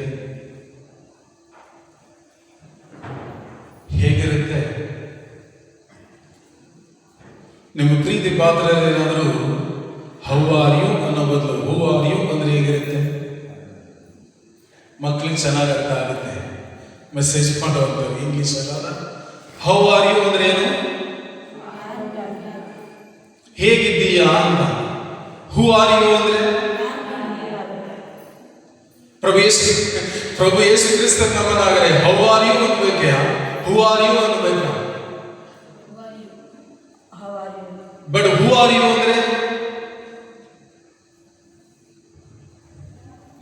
ವೆರಿ ಡೇಂಜರಸ್ ಏನನ್ನದಾದ ಪ್ರಿಯರೇ, ಸ್ವರ್ಗ ಸಾಮ್ರಾಜ್ಯವು ನಿಮ್ಮನ್ನ ಗುರುತು ಹಚ್ಚುವಂಥದ್ದು ಒಂದೇ ಒಂದು ವಿಷಯಕ್ಕಾಗಿ, ಕ್ರಿಸ್ತರಂತೆ ಈ ಲೋಕದಲ್ಲಿ ಜೀವಿಸುವ ಜೀವಿತಕ್ಕಾಗಷ್ಟೇ. ಹೌ ಮಚ್ ನಾನು ಎಷ್ಟು ಧ್ಯಾನಕೂಟಗಳನ್ನು ಕೊಟ್ಟೆ ಎನ್ನುವಂಥದ್ದು ಕೂಡ ಪ್ರಭು ಯೇಸುವಿಗೆ ಬೇಕಾಗಿಲ್ಲ. ನನ್ನ ವಿಷಯದಲ್ಲಿ ಎಷ್ಟು ಜನರ ರೋಗಿಗಳನ್ನು ಗುಣಪಡಿಸಿದೆ ಎನ್ನುವಂಥದ್ದು ಅವರಿಗೆ ಬೇಕಾಗಿಲ್ಲ. ಎಷ್ಟು ಜನರನ್ನು ಜೀವಕ್ಕೆ ಎಬ್ಬಿಸಿದೆ ಎನ್ನುವಂಥದ್ದು ಬೇಕಾಗಿಲ್ಲ. ಮೇ ಬಿ ಅದು ನನಗೆ ರೆಕಾರ್ಡ್ ಇರಬಹುದು ಅಷ್ಟೇ, ಬಟ್ ಪ್ರಭು ಯೇಸು ಕ್ರಿಸ್ತರಿಗೆ ಅದು ರೆಕಾರ್ಡ್ ಅಲ್ಲವೇ ಅಲ್ಲ. ಬಿಕಾಸ್ ಯಾಕಂದ್ರೆ ಈಸ್ ಎ ಕ್ರಿಯೇಟರ್, ಆತನು ಸೃಷ್ಟಿಸಲಿಕ್ಕೂ ಅಳಿಸಲಿಕ್ಕೂ ಸಮರ್ಥ. ಬಟ್ ಆತನು ಹೇಳುವಂಥದ್ದು ಏನೆನ್ನದಾದರೆ, ನೀನು ನನ್ನಂತೆ ನನ್ನ ಸಹೋದರನ ಪ್ರೀತಿಸಿ. ನೀನು ನನ್ನ ಸಹೋದರನಿಗೆ ಏನನ್ನ ಮಾಡ್ತೀಯೋ ಅದನ್ನು ನೀನು ನನಗೆ ಮಾಡಿದಂತೆ. ದ ಲವ್ ಅಂಡ್ ಫರ್ಗಿವ್ನೆಸ್ ಪ್ರಿಯರೇ, ನಮ್ಮನ್ನು ಪರಲೋಕದಲ್ಲಿ ಪ್ರಭು ನಮ್ಮನ್ನು ಗುರುತು ಹಚ್ಚಲಿಕ್ಕೆ ಸಾಧ್ಯ. ಅದರ್ವೈಸ್ ಇಲ್ಲ ಅಂದರೆ ಪ್ರಭು ನಮ್ಮನ್ನು ಗುರುತು ಹಚ್ಚಲಿಕ್ಕೆ ಸಾಧ್ಯವೇ ಇಲ್ಲ. ಹಾಗಾಗಿ ನಾವು ಪ್ರತಿಯೊಬ್ಬೊಬ್ಬರು ಅವರು ಗುರುತು ಹಚ್ಚುವಾಗಿರಬೇಕಾ? ಅದು ಗುರುತು ಹಚ್ಚದೆ ನಾನು ಗುರುವೇ, ನಾನು ಕೂಡ್ಲೂರಲ್ಲಿ ನಾನು, ಅದೇ ಧ್ಯಾನಕೂಟ ಸೇರಿದಲ್ಲ ನಾನು, ಸಾಕ್ಷಿ ಹೇಳಿದಲ್ಲ ನಾನು, ಅದೇ ಬ್ರದರು ಹೇಳ್ತಿದ್ರಲ್ಲ ನಾನಾಗಿ ನಾನು ಹೇಳುವಂತ ಸನ್ನಿವೇಶ ಬರಬಾರದು. ಅದಕ್ಕಾಗಿ ಜಕಾಯನ ಕಾರ್ಯದಲ್ಲಿ ಪ್ರಿಯರೇ, ನಾವು ನೋಡುವಾಗ ತುಂಬ ಧನವಂತ, ಬಟ್ ಅಪಾರವಾದ ಧನವಿದೆ. ಬಟ್ ಆದರೆ ಪ್ರಭುವಿನ ವಿಷಯಕ್ಕೆ ಬಂದಾಗ ಆತನು ಪ್ರಭುವಿನ ಮೇಲೆ ದಾಹಗೊಂಡು ಆತನು ಪ್ರಭುವಿಗಾಗಿ ಕಾದು ಕುಳಿತ. ಅದಕ್ಕಾಗಿ ಪ್ರಭು ಯೇಸು ಆ ಮಾರ್ಗದಲ್ಲಿ ಹೋಗುವಾಗ ಅತ್ತಿತ್ತ ಕಡೆ ಎಲ್ಲೂ ನೋಡದ ಪ್ರಭು ಯೇಸು ಆತನು ಜಕ್ಕಾಯನು ಕುಳಿತಿದ್ದಂತಹ ಮರದ ಕೆಳಗಡೆ ಬಂದು ತಲೆ ಎತ್ತಿ ಜಕ್ಕಾಯನನ್ನು ನೋಡಿ ಹೇಳ್ತಾರೆ, ಜಕ್ಕಾಯನೇ, ನಾನು ನಿನ್ನ ಮನೆಯಲ್ಲಿ ತಂಗಬೇಕು, ಒಡನೆಯೇ ಇಳಿದು. ಐ ಥಿಂಕ್ 12 ಜನ ಶಿಷ್ಯರ ಮನೆಯಲ್ಲಿ ಪ್ರಭು ಯೇಸು ಉಳಿದಿದ್ದಾರೋ ಇಲ್ಲೋ ನನಗೆ ಗೊತ್ತಿಲ್ಲ. ಯಾಕಂದ್ರೆ ರೆಕಾರ್ಡ್ ಎಲ್ಲೂ ಕೂಡ ಇಲ್ಲ. ಹಾಲ್ ರೆಕಾರ್ಡ್ ಅಲ್ಲಿ ನಾವು ನೋಡೋದಾದ್ರೆ 2 ಮಾತ್ರ ಇದೆ. ಒಂದು, ಪೇತ್ರನ ಅತ್ತೆ ಜ್ವರದಲ್ಲಿದ್ರು, ಹಾಗಾಗಿ ಪೇತ್ರನ ಮನೆಗೆ ಹೋದರು. ಇನ್ನೊಂದು, ಮತ್ತಾಯನು ಸುಂಕ ವಸೂಲಿಗಾರ, ಅವನ ಸುಂಕ ವಸೂಲಿಗಾರನನ್ನು ಹಿಂಬಾಲಿಸುವ ಮೇಲೆ ಎಲ್ಲವನ್ನು ಬಿಟ್ಟ ಮೇಲೆ ಮನೆಯಲ್ಲಿ ಅವನೊಂದು ಔತಣವನ್ನು ಏರ್ಪಡಿಸ್ತಾರೆ. ಆ ಔತಣಕ್ಕೆ ಪ್ರಭು ಯೇಸು ಹೋಗಿದ್ದನ್ನು ಹೊರತುಪಡಿಸಿದ್ರೆ ಪ್ರಿಯರೇ, ಉಳಿದೆಲ್ಲೂ ಕೂಡ ಪ್ರಭು ಯೇಸು ತಗ್ಗಿದ್ದು ರೆಕಾರ್ಡ್ ಇಲ್ಲ. ಇನ್ ದ ಸೇಮ್ ವೇ ನಮ್ಮ ಮನೆಯಲ್ಲಿ ಆತನು ತಂಗಬೇಕೆನ್ನದಾದರೆ ನನ್ನ ಹೃದಯವೂ ಕೂಡ ಪ್ರಭುವಿಗೆ ಮೆಚ್ಚುಗೆಯಾದ ರೀತಿಯಲ್ಲಿ ಇರುವಂಥದ್ದಾಗಿರಬೇಕು. Praise the Lord. Hallelujah, hallelujah. ಅದಕ್ಕಾಗಿ ನಾವು ದೈವ ವಾಕ್ಯದಲ್ಲಿ ನಾವು ಧ್ಯಾನಿಸುವಾಗ ಒಂದು 3-4 ಹೆಸರನ್ನು ನಾನು ಹೇಳ್ತೇನೆ. ಓಕೆ, ಮೋಶೆ ಹೆಸರು ನಮಗೆಲ್ಲರಿಗೂ ಚೆನ್ನಾಗಿ ಗೊತ್ತು, ಹೌದಲ್ವ? ಅದೇ ರೀತಿ ಮೋಶೆ ಶಿಷ್ಯ ಯಾರು? ಮೋಶೆ ಶಿಷ್ಯ. ಮೋಶೆ ನಂತರದಲ್ಲಿ ಇಸ್ರಾಯೇಲನ್ನು ಮುನ್ನಡೆಸಿದವನು ಯಾರು?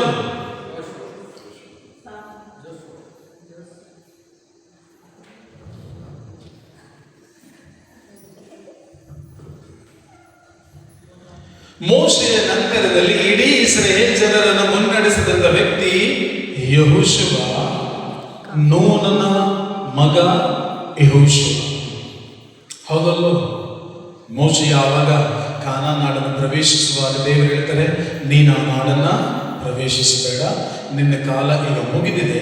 ನಿನ್ನ ನಂತರದಲ್ಲಿ ನೂನನ ಮಗನಾದ ಯೆಹೋಶುವನು ಇಸ್ರಾಯೇಲ್ ಜನರನ್ನ ಮುನ್ನಡೆಸ್ತವೆಂಬುದಾಗಿ. ಹೌದಲ್ವ? ನಾವು ನೋಡ್ಬೋದು ಪ್ರಿಯರೇ, ಮೋಶೆ ದೇವರ ಸ್ವರವನ್ನು ಆಲಿಸ್ತಾನೆ. ಹೌದಾ? ಆಲಿಸೋದಿಲ್ಲೋ? ಆಲಿಸ್ತಾನೆ. ಮೋಶೆ ದೇವರ ಸ್ವರವನ್ನು ಆಲಿಸಿದಂತೆ ಯೆಹೋಶುವನು ಕೂಡ ದೇವರ ಸ್ವರವನ್ನ ಆಲಿಸ್ತಾನೆ. ಹೌದಾ? ಹೌದು. ನೆಕ್ಸ್ಟ್ ಮುಂದುವರೆಸಿ ನಾವು ಬರೋದಾದ್ರೆ ಪ್ರವಾದಿ ಎಲಿಯ. ಪ್ರತಿಯೊಬ್ಬರಿಗೂ ಚೆನ್ನಾಗಿ ಗೊತ್ತು, ಬೆಂಕಿಯ ರಥರಥಾಶ್ವಗಳಿಂದ ಭೂಮಿಯಿಂದ ಮೇಲಕ್ಕೆ ಎತ್ತಲ್ಪಟ್ಟಂತಹ 2ನೇ ವ್ಯಕ್ತಿ. ಮೊದಲನೇ ವ್ಯಕ್ತಿ ಅಲ್ಲ, ಬದಲಾಗಿ 2ನೇ ವ್ಯಕ್ತಿ. ಫಸ್ಟ್ ಒನ್ ಯಾರು ಗೊತ್ತಾ? ಹನೋಕನು.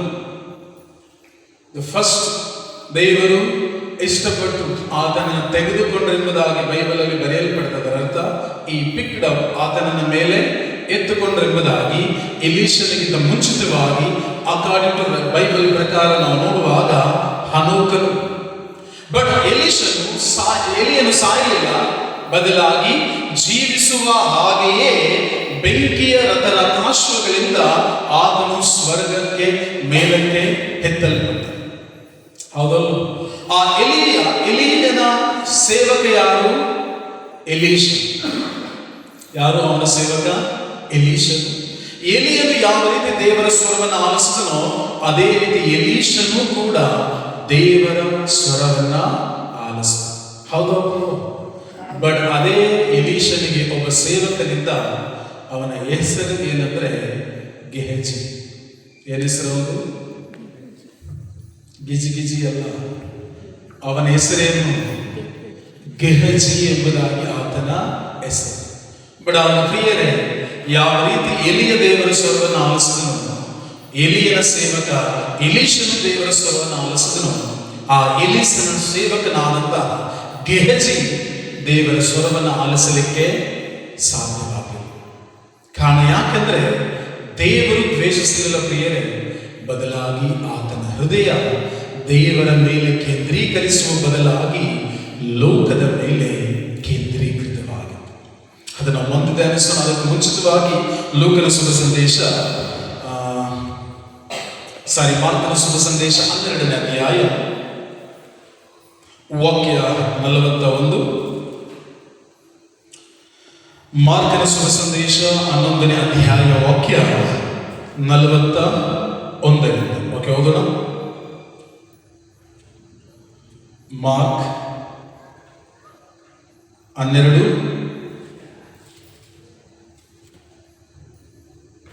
ಯೇಸು ಸ್ವಾಮಿ ದೇವಾಲಯದಲ್ಲಿ ಕಾಣಿಕೆ ಪೆಟ್ಟಿಗೆಯ ಬಳಿಯಲ್ಲಿ ಎದುರಾಗಿ ಕುಳಿತಿದ್ದರು. ಕಾಣಿಕೆ ಪೆಟ್ಟಿಗೆಯ ಬಳಿಯ ಎದುರಿಗೆ ಅವರು ಎದುರಾಗಿ ಮಾಡಿದ್ದಾರೆ, ಕುಳಿತುಕೊಂಡಿದ್ದಾರೆ. ಫಸ್ಟ್ ಆಫ್ ಆಲ್, ಕಾಣಿಕೆ ಪೆಟ್ಟಿಗೆ ಒಳಗಿದೆಯಾ ಹೊರಗಿದೆಯಾ? ಕಾಣಿಕೆ ಪೆಟ್ಟಿಗೆ ದೇವರ ಆಲಯದ ಒಳಗಿರುತ್ತದ ಹೊರಗಿರುತ್ತ? ಒಳಗೆ. ಹೌದಲ್ಲೋ? ಹಾಗೆ ಯೇಸು ಸ್ವಾಮಿ ಒಳಗಿದಾರ ಹೊರಗಿದಾರ? ಹೊರಗ. ಹಾಗಾದ್ರೆ ದೇವರ ಪುತ್ರನೇ ದೇವರ ಆಲಯದ ಒಳಗಿರಬೇಕಾದ್ರೆ ದೇವರ ಮಕ್ಕಳೆಲ್ಲಿರಬೇಕಂತೆ? ಆ ಕಡೆ ಲಾಸ್ಟ್ ಒಂದು ಮೂಲೆಯಲ್ಲಿ. ಬನ್ನಿ, ಜಾಗ ಕೂತ್ಕೊಳ್ಳಿ. ಓಕೆ, ಹಬ್ಬದ ದಿನಗಳಲ್ಲಿ ಓಕೆ, ಯಾಕೆ ಜನ ತುಂಬಿರ್ತಾರೆ. ಬಟ್ ಅವರ ಪ್ರಿಯರೇ, ಒಂದನ್ನ ತಿಳ್ಕೊಳ್ಳಿ, ನಾವು ಪ್ರಭುವಿನ ಬಳಿಗೆ ಬರುವಾಗ ವಿನಮ್ರತೆಯಿಂದ ನಾವು ಪ್ರತಿಯೊಬ್ಬೊಬ್ಬರು ಆತನ ಮುಂದೆ ನಮ್ಮನ್ನು ನಾವು ತಗ್ಗಿಸಿಕೊಂಡು ಆತನ ಪ್ರಸನ್ನತೆಯಲ್ಲಿ ನೆಲೆಸುವಂಥದ್ದು ಬಲು ಶ್ರೇಷ್ಠಕರವಾಗುವುದು. ಯಾಕಂದ್ರೆ ದಾವೀದರಸನ ಕೀರ್ತನೆಯಲ್ಲಿ ಹೇಳ್ತಾನೆ, ದೈವ ವಾಕ್ಯದಲ್ಲಿ ನಾವು ನೋಡುವಾಗ ಆತನು ಅರಸನಾದಾಗ ಆತನೊಂದು ಬಯಕೆ ಹೇಳ್ತೇನೆ ಅನ್ನೋದಾದ್ರೆ, ನನ್ನದೊಂದು ಬಯಕೆ, ನನ್ನದೊಂದು ಕೋರಿಕೆ, ಅದೇನೆನ್ನದಾದ್ರೆ ದೇವ, ಜೀವಮಾನ ಕಾಲವೆಲ್ಲ ನೆಲೆಸಬೇಕು ನಾನು ದೇವರ ಆಲಯದಲ್ಲಿ, ತಲ್ಲೀನನಾಗಬೇಕು ಅಲ್ಲಾತನ ಪ್ರಸನ್ನತೆಯಲ್ಲಿ.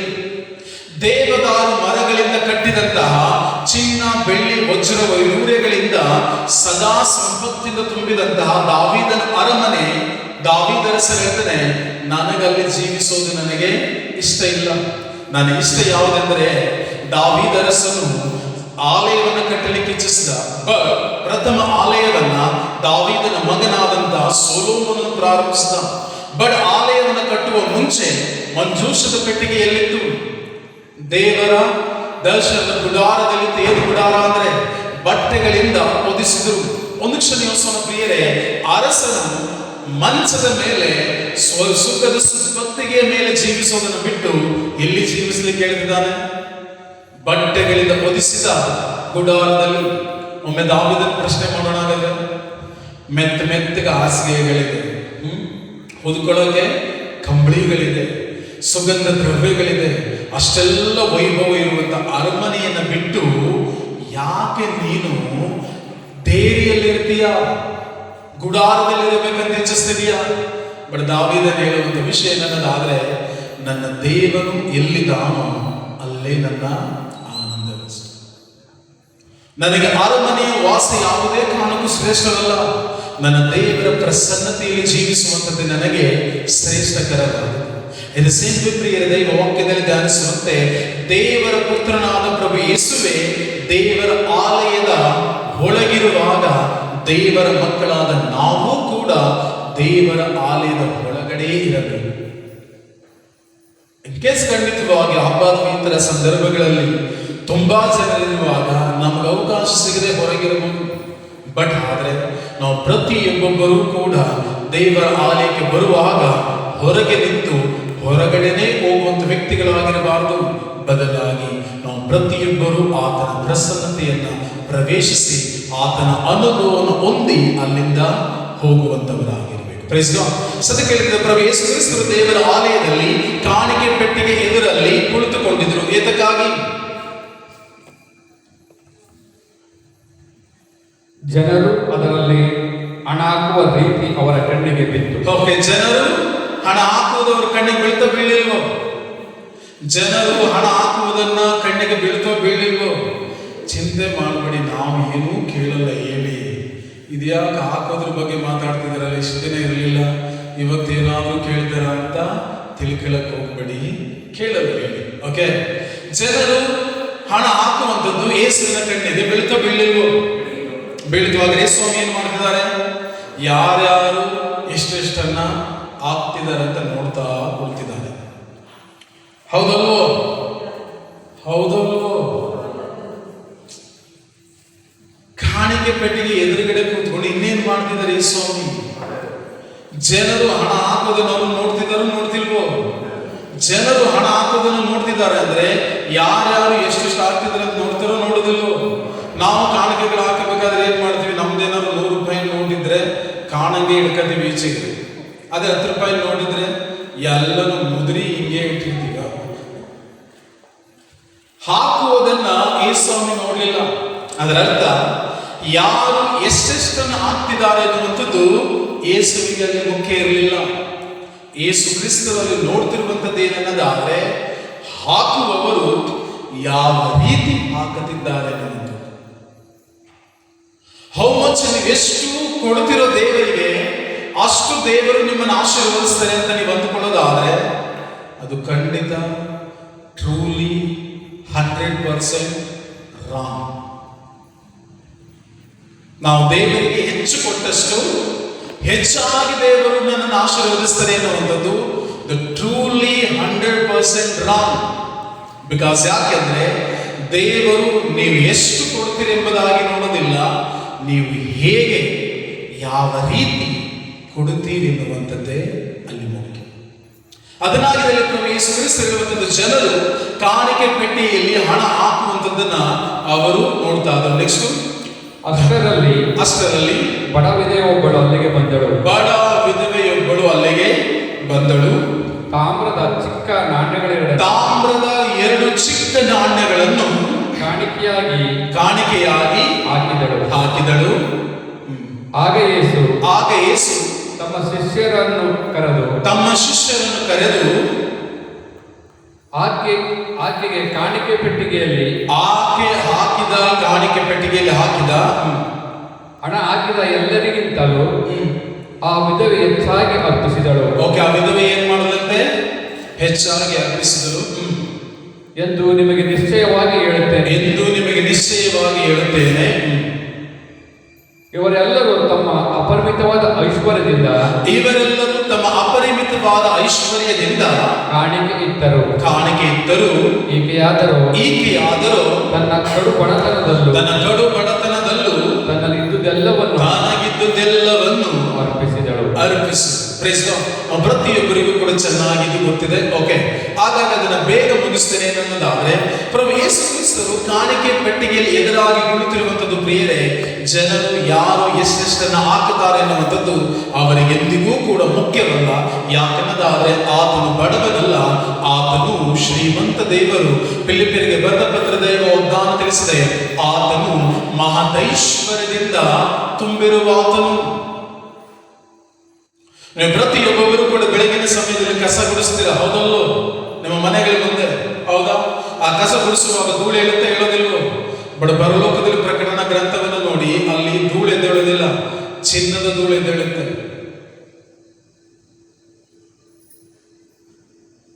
ಆತನಿಗೆ ಯಾವುದೂ ಕೊರತೆ ಇಲ್ಲ. ಬಟ್ ಆತನು ನೋಡುವಂಥದ್ದು ಏನನ್ನದಾದ್ರೆ ಯಾವ ರೀತಿ ಹಾಕುತ್ತಿದ್ದೀರಿ ಎಂಬುದಾಗಿ. ಹಾಗಾಗಿ ಪ್ರಭು ಯೇಸು ಕ್ರಿಸ್ತರು ತನ್ನ ಶಿಷ್ಯರನ್ನ ಕರೆದು ಹೇಳ್ತಾರೆ ಏನೆಂಬುದಾಗಿ, ಒಬ್ಬಾಕೆ ಬಂದು ತನಗಿದ್ದಂತ 2 ಚಿಕ್ಕ ತಾಮ್ರದ ನಾಣ್ಯಗಳನ್ನ ಕಾಣಿಕೆ ಪೆಟ್ಟಿಗೆಯಲ್ಲಿ ಹಾಕಿದಳು.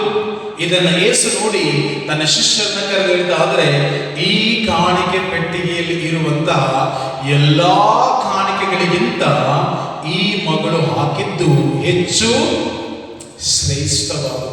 ಏನ್ ಹೇಳಿದ್ರು? ಹೆಚ್ಚು ಮೌಲ್ಯಯುತವಾದದ್ದು, ಹೆಚ್ಚು ಶ್ರೇಷ್ಠವಾದದ್ದು ಎಂಬುದಾಗಿ. ಬಟ್ ಕಾಣಿಕೆ ಪೆಟ್ಟಿಗೆಯಲ್ಲಿ ಇವಳೊಬ್ಬಳೇ ಹಾಕಿಲ್ಲ ಪ್ರಿಯರೇ. ಆ ಲೇಖದ ಪವಿತ್ರ ಗ್ರಂಥದಲ್ಲಿ ಧನವಂತರ ಅನೇಕರು ಉಳ್ಳವರು ಇರುವುದರಲ್ಲಿ ಹೆಚ್ಚೆಚ್ಚಾಗಿ ಕೊಡ್ತಾ ಇದ್ದಾರೆ. ಇರುವಂತವರು ಹೆಚ್ಚೆಚ್ಚಾಗಿ ಕೊಡ್ತಿದ್ದಾರೆ. ಬಟ್ ಆದರೆ ಈಕೆ ತನಗಿರುವುದನ್ನೇ ಕೊಟ್ಟು ಬಿಟ್ಲು ಎಂಬುದಾಗಿ. ಹಾಗೆ ನಾನು ಅಂದುಕೊಳ್ಳುತ್ತೇನೆ, ಧನವಂತರ ಅನೇಕರಂದ ಮೇಲೆ ಖಂಡಿತವಾಗಿಯೂ ಕೂಡ ದೇವರ ಆಲಯದಲ್ಲಿ, ಯಾಕಂದ್ರೆ ನೀವು ಪ್ರತಿಯೊಬ್ಬರು ತಿಳ್ಕೊಳ್ಬೇಕಾದದ್ದು ಏನಂದ್ರೆ, ಯಹೂದ್ಯರ ಪ್ರಕಾರ ದೈವ ವಾಕ್ಯದಲ್ಲಿ ನಾವು ನೋಡುವಂತ ಪ್ರಿಯರೇ, ದೇವರ ಆಲಯ ಅತ್ಯಂತ ಪರಿಶುದ್ಧವಾದದ್ದು, ಅವರಿಗೆ ಪರಿಶುದ್ಧ ಮತ್ತು ಶ್ರೇಷ್ಠಕರವಾದದ್ದು. ಅವರೆಂದು ಯಹೂದ್ಯರು ಆ ವಿಷಯದಲ್ಲಿ ಯಾವುದೇ ಕಾರಣಕ್ಕೂ ಕೂಡ ಕಾಂಪ್ರಮೈಸ್ ಮಾಡಿಕೊಳ್ತಾನೆ ಇರಲಿಲ್ಲ. ಟುಡೇ ಇವತ್ತು ಆಲ್ಸೋ. ಹಾಗಾಗಿ ನಾವು ನೋಡುವಂಥದ್ದು ಇಸ್ರೇಲಲ್ಲಿ ಯಾವಾಗಲೂ ಬಾಂಬ್ಗಳು ನಡೀತಿರುವಂಥದ್ದು. ನಾವು ಹೇಗೆ ಪಟಾಕಿ ದೀಪಾವಳಿ ಟೈಮಲ್ಲಿ ಮಾತ್ರ ನಾವು ಹೊಡಿತೀವಿ, ಯಾವುದಲ್ಲೋ ಅಲ್ಲಿ ಬೆಳಗ್ಗೆ ಸಂಜೆ ತನಕ ದಿನ ಹೊಡಿತಾನೆ ಇರ್ತೀವಿ. ಸೊ ನೀವು ನೋಡುವಾಗ ಪ್ರಿಯರೇ, ಪವಿತ್ರ ಆಲಯದಲ್ಲಿ ಧನವಂತರ ಅನೇಕರು ಉಳ್ಳವರು ಹೆಚ್ಚೆಚ್ಚಾಗಿ ಹಾಕಿದರೆ ಅಲ್ಲಿರುವಂಥದ್ದು ಯಾವುದು? ಕಾಣಿಕೆ ಪೆಟ್ಟು. ನೀವು ಬಲಿ ಪೂಜೆಯಲ್ಲಿ ಕಾಣಿಕೆಯನ್ನು ತೆಗೆಯುವಂಥದ್ದನ್ನ ಆವತ್ತಿನ ದಿನನೇ ತೆಗೆದು ಲೆಕ್ಕ ಹಾಕಿ ನಿಮಗೆ ಹೇಳ್ತಾರೆ, ಹೌದಾ? ಬಟ್ ಇಲ್ಲಿರುವಂತಹ ಕಾಣಿಕೆ ಪೆಟ್ಟಿಗೆಗಳನ್ನ ನೀವೇನು ಇಡ್ತಾರೋ ಆ ಕಾಣಿಕೆ ಪೆಟ್ಟಿಗೆಗಳನ್ನ ಪ್ರತಿದಿನ ತೆಗಿತಾರ? ಯಾವಾಗಲೂ 3 ತಿಂಗಳು, 6 ತಿಂಗಳು, ವರ್ಷ ಅಥವಾ ಯಾವುದೋ ಒಂದು ಹಬ್ಬಕ್ಕೆ, ಹೌದೌದು. ಹಾಗರಲ್ಲಿ ದೈವ ವಾಕ್ಯದಲ್ಲಿ ನಾವು ನೋಡುವಂತೆ ಅನೇಕರು ಬಂದು ಅಲ್ಲಿ ಹಾಕುವಾಗ ಬರೀ ಕೇವಲ ಬಡವರು ಮಾತ್ರ ಇಲ್ಲ, ಅನೇಕ ಶ್ರೀಮಂತರಿದ್ದಾರೆ, ಧನವಂತರ ಅನೇಕರು ಉಳ್ಳವರು ಹೆಚ್ಚೆಚ್ಚಾಗಿ ಕೊಡ್ತಿದ್ದಾರೆ. ಚಿನ್ನ, ಬೆಳ್ಳಿ, ಬಂಗಾರ ಎಲ್ಲವನ್ನು ಕೂಡ ದೇವರ ಆಲಯಕ್ಕೆ ಅರ್ಪಿಸಿದ್ದಾರೆ. ಬಟ್ ಈ ಮಗಳು ತಾನಿಗಿದ್ದಂತಹ 2 ತಾಮ್ರದ ನಾಣ್ಯವನ್ನು ಏನ್ ಮಾಡಲು ಅಲ್ಲಿಗೆ ಹಾಕುದು. ಬಟ್ ನಾನಾಗ ಪ್ರಭು ಯೇಸು ಕ್ರಿಸ್ತರ ಶಿಷ್ಯರಿಗೆ ಏನಂತ ಹೇಳ್ತಾರೆ, ಕಾಣಿಕೆ ಪೆಟ್ಟಿಗೆಯಲ್ಲಿ ಇರುವಂತ ಎಲ್ಲಾ ಕಾಣಿಕೆಗಳಿಗಿಂತ ಈ ಮಗಳಂತೆ ಹೆಚ್ಚು ಶ್ರೇಷ್ಠ ಅನ್ನೋದಾದ್ರೆ ಅವಳು ಹಾಕಿದ್ದು ಚಿನ್ನದ ನಾಣ್ಯನ ಅದು ತಾಮ್ರದ ನಾಣ್ಯನ? ಅಂದ್ರೆ ನಾನು ಅನ್ಕೋತೀನಿ, ಆಗಿನ ಕಾಲದಲ್ಲಿ ಚಿನ್ನಕ್ಕಿಂತ ತಾಮ್ರಕ್ಕೆ ರೇಟ್ ಜಾಸ್ತಿ ಇತ್ತು.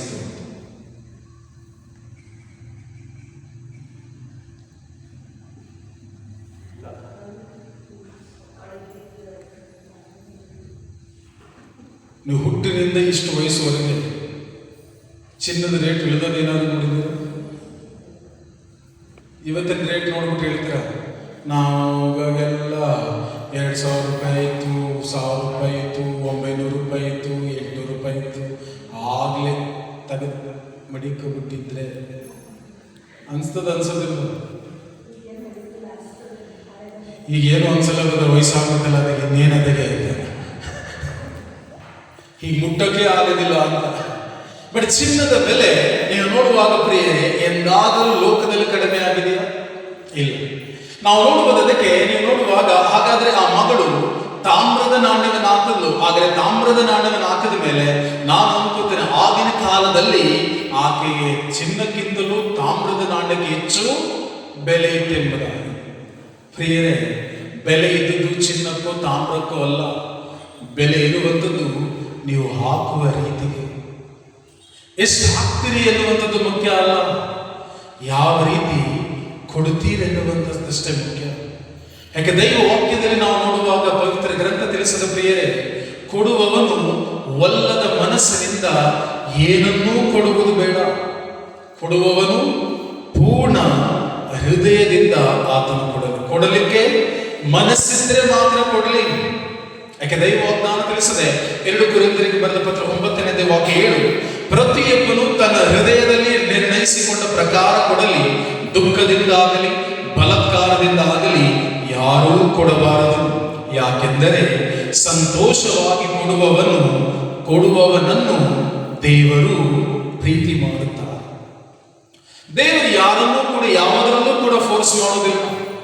ನಿಮ್ಮ ಹೃದಯದಲ್ಲಿ ಏನು ನಿಶ್ಚಯಿಸಿದರೋ ಅದನ್ನೇ ಅವರು ಕೇಳುವಂಥದ್ದಷ್ಟೇ. ಬಟ್ ಇಲ್ಲಿ ಹೇಳುವಂಥದ್ದು ಪ್ರಿಯರ ಪ್ರಭು ಯೇಸು ಕ್ರಿಸ್ತರು ಆಕೆ ಹಾಕಿದಂಥ ತಾಮ್ರದ ನಾಣ್ಯ ಆವತ್ತಿನ ಕಾಲದಲ್ಲಿ ಹೆಚ್ಚು ರೇಟ್ ಇರಲಿಲ್ಲ. ಬದಲಾಗಿ ಆಕೆ ಹಾಕಿದಂಥ ರೀತಿ ಬಹಳ ಮುಖ್ಯ. ಧನವಂತರ ಅನೇಕರು ಇರೋದ್ರಲ್ಲಿ ಸ್ವಲ್ಪ ಕೊಟ್ಟರು, ಬಟ್ ಆಕೆ ಸ್ವಲ್ಪವನ್ನ ಕೊಡಲಿಲ್ಲ, ತನಗಿದ್ದೆಲ್ಲವನ್ನ ಕೊಟ್ಟು ಬಿಟ್ರು. ಕಳೆದ ತರಗತಿಯಲ್ಲಿ ಕೂಡ ನಾವು ನೋಡಿದ್ದೇವೆ, ಜಕಾಯನು ತನ್ನ ಇಡೀ ಆಸ್ತಿಯಲ್ಲಿ ಅರ್ಧ ಭಾಗವನ್ನು ಯಾರಿಗೆ ಕೊಟ್ಟ? ಬಡಬಗ್ಗರಿಗೆ ಕೊಟ್ಟ. ಹೌದಾ? ಇನ್ನುಳಿದ ಅರ್ಧ ಭಾಗ, ಅರ್ಧ ಹೋದ್ರೆ ಇನ್ನು ಅರ್ಧ ಇದೆ. ಹೌದು, ನಾವು ಹೇಳ್ತೇವೆ ಹೋಗೋ ಅರ್ಧ ಅಂಥದ್ದು ಎಷ್ಟಿದ್ದದೋ ಅವನಿಗೆ, ಅಷ್ಟು ಹೋದ್ರೆ ಇನ್ನೂ ಅಷ್ಟಿದೆ, ಹೆಂಗಾದ್ರೂ ಬದುಕಬಹುದು ಅಂತ ಹೇಳ್ತೀವಿ. ಹೌದಲ್ಲೋ? ಹೀಗೆ ಅವನ ಹತ್ರ ಸಂಪೂರ್ಣ ಹಣದಲ್ಲಿ ಅರ್ಧ ಭಾಗವನ್ನ ಬಡವರಿಗೆ ಕೊಟ್ಟ. ಹೌದಾ? ಉಳಿದದ್ದೆಷ್ಟು? ಇನ್ನು ಅರ್ಧ ಭಾಗ. ಹೌದಲ್ಲ? ಅರ್ಧ ಭಾಗವನ್ನು ಯಾರು ಕೊಟ್ಟ? ಯಾರಿಂದಾದ್ರೂ ನಾನು ಮೋಸದಿಂದ ಕಸಿದುಕೊಂಡಿದ್ರೆ ಒಂದಕ್ಕೆ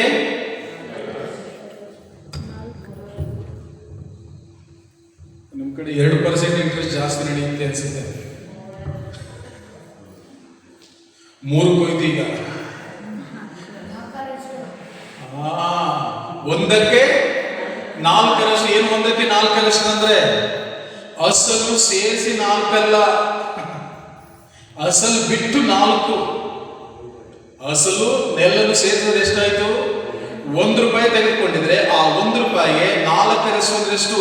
4 ರೂಪಾಯಿ ಪ್ಲಸ್ ಅದು 1 ರೂಪಾಯಿ 5 ರೂಪಾಯಿ.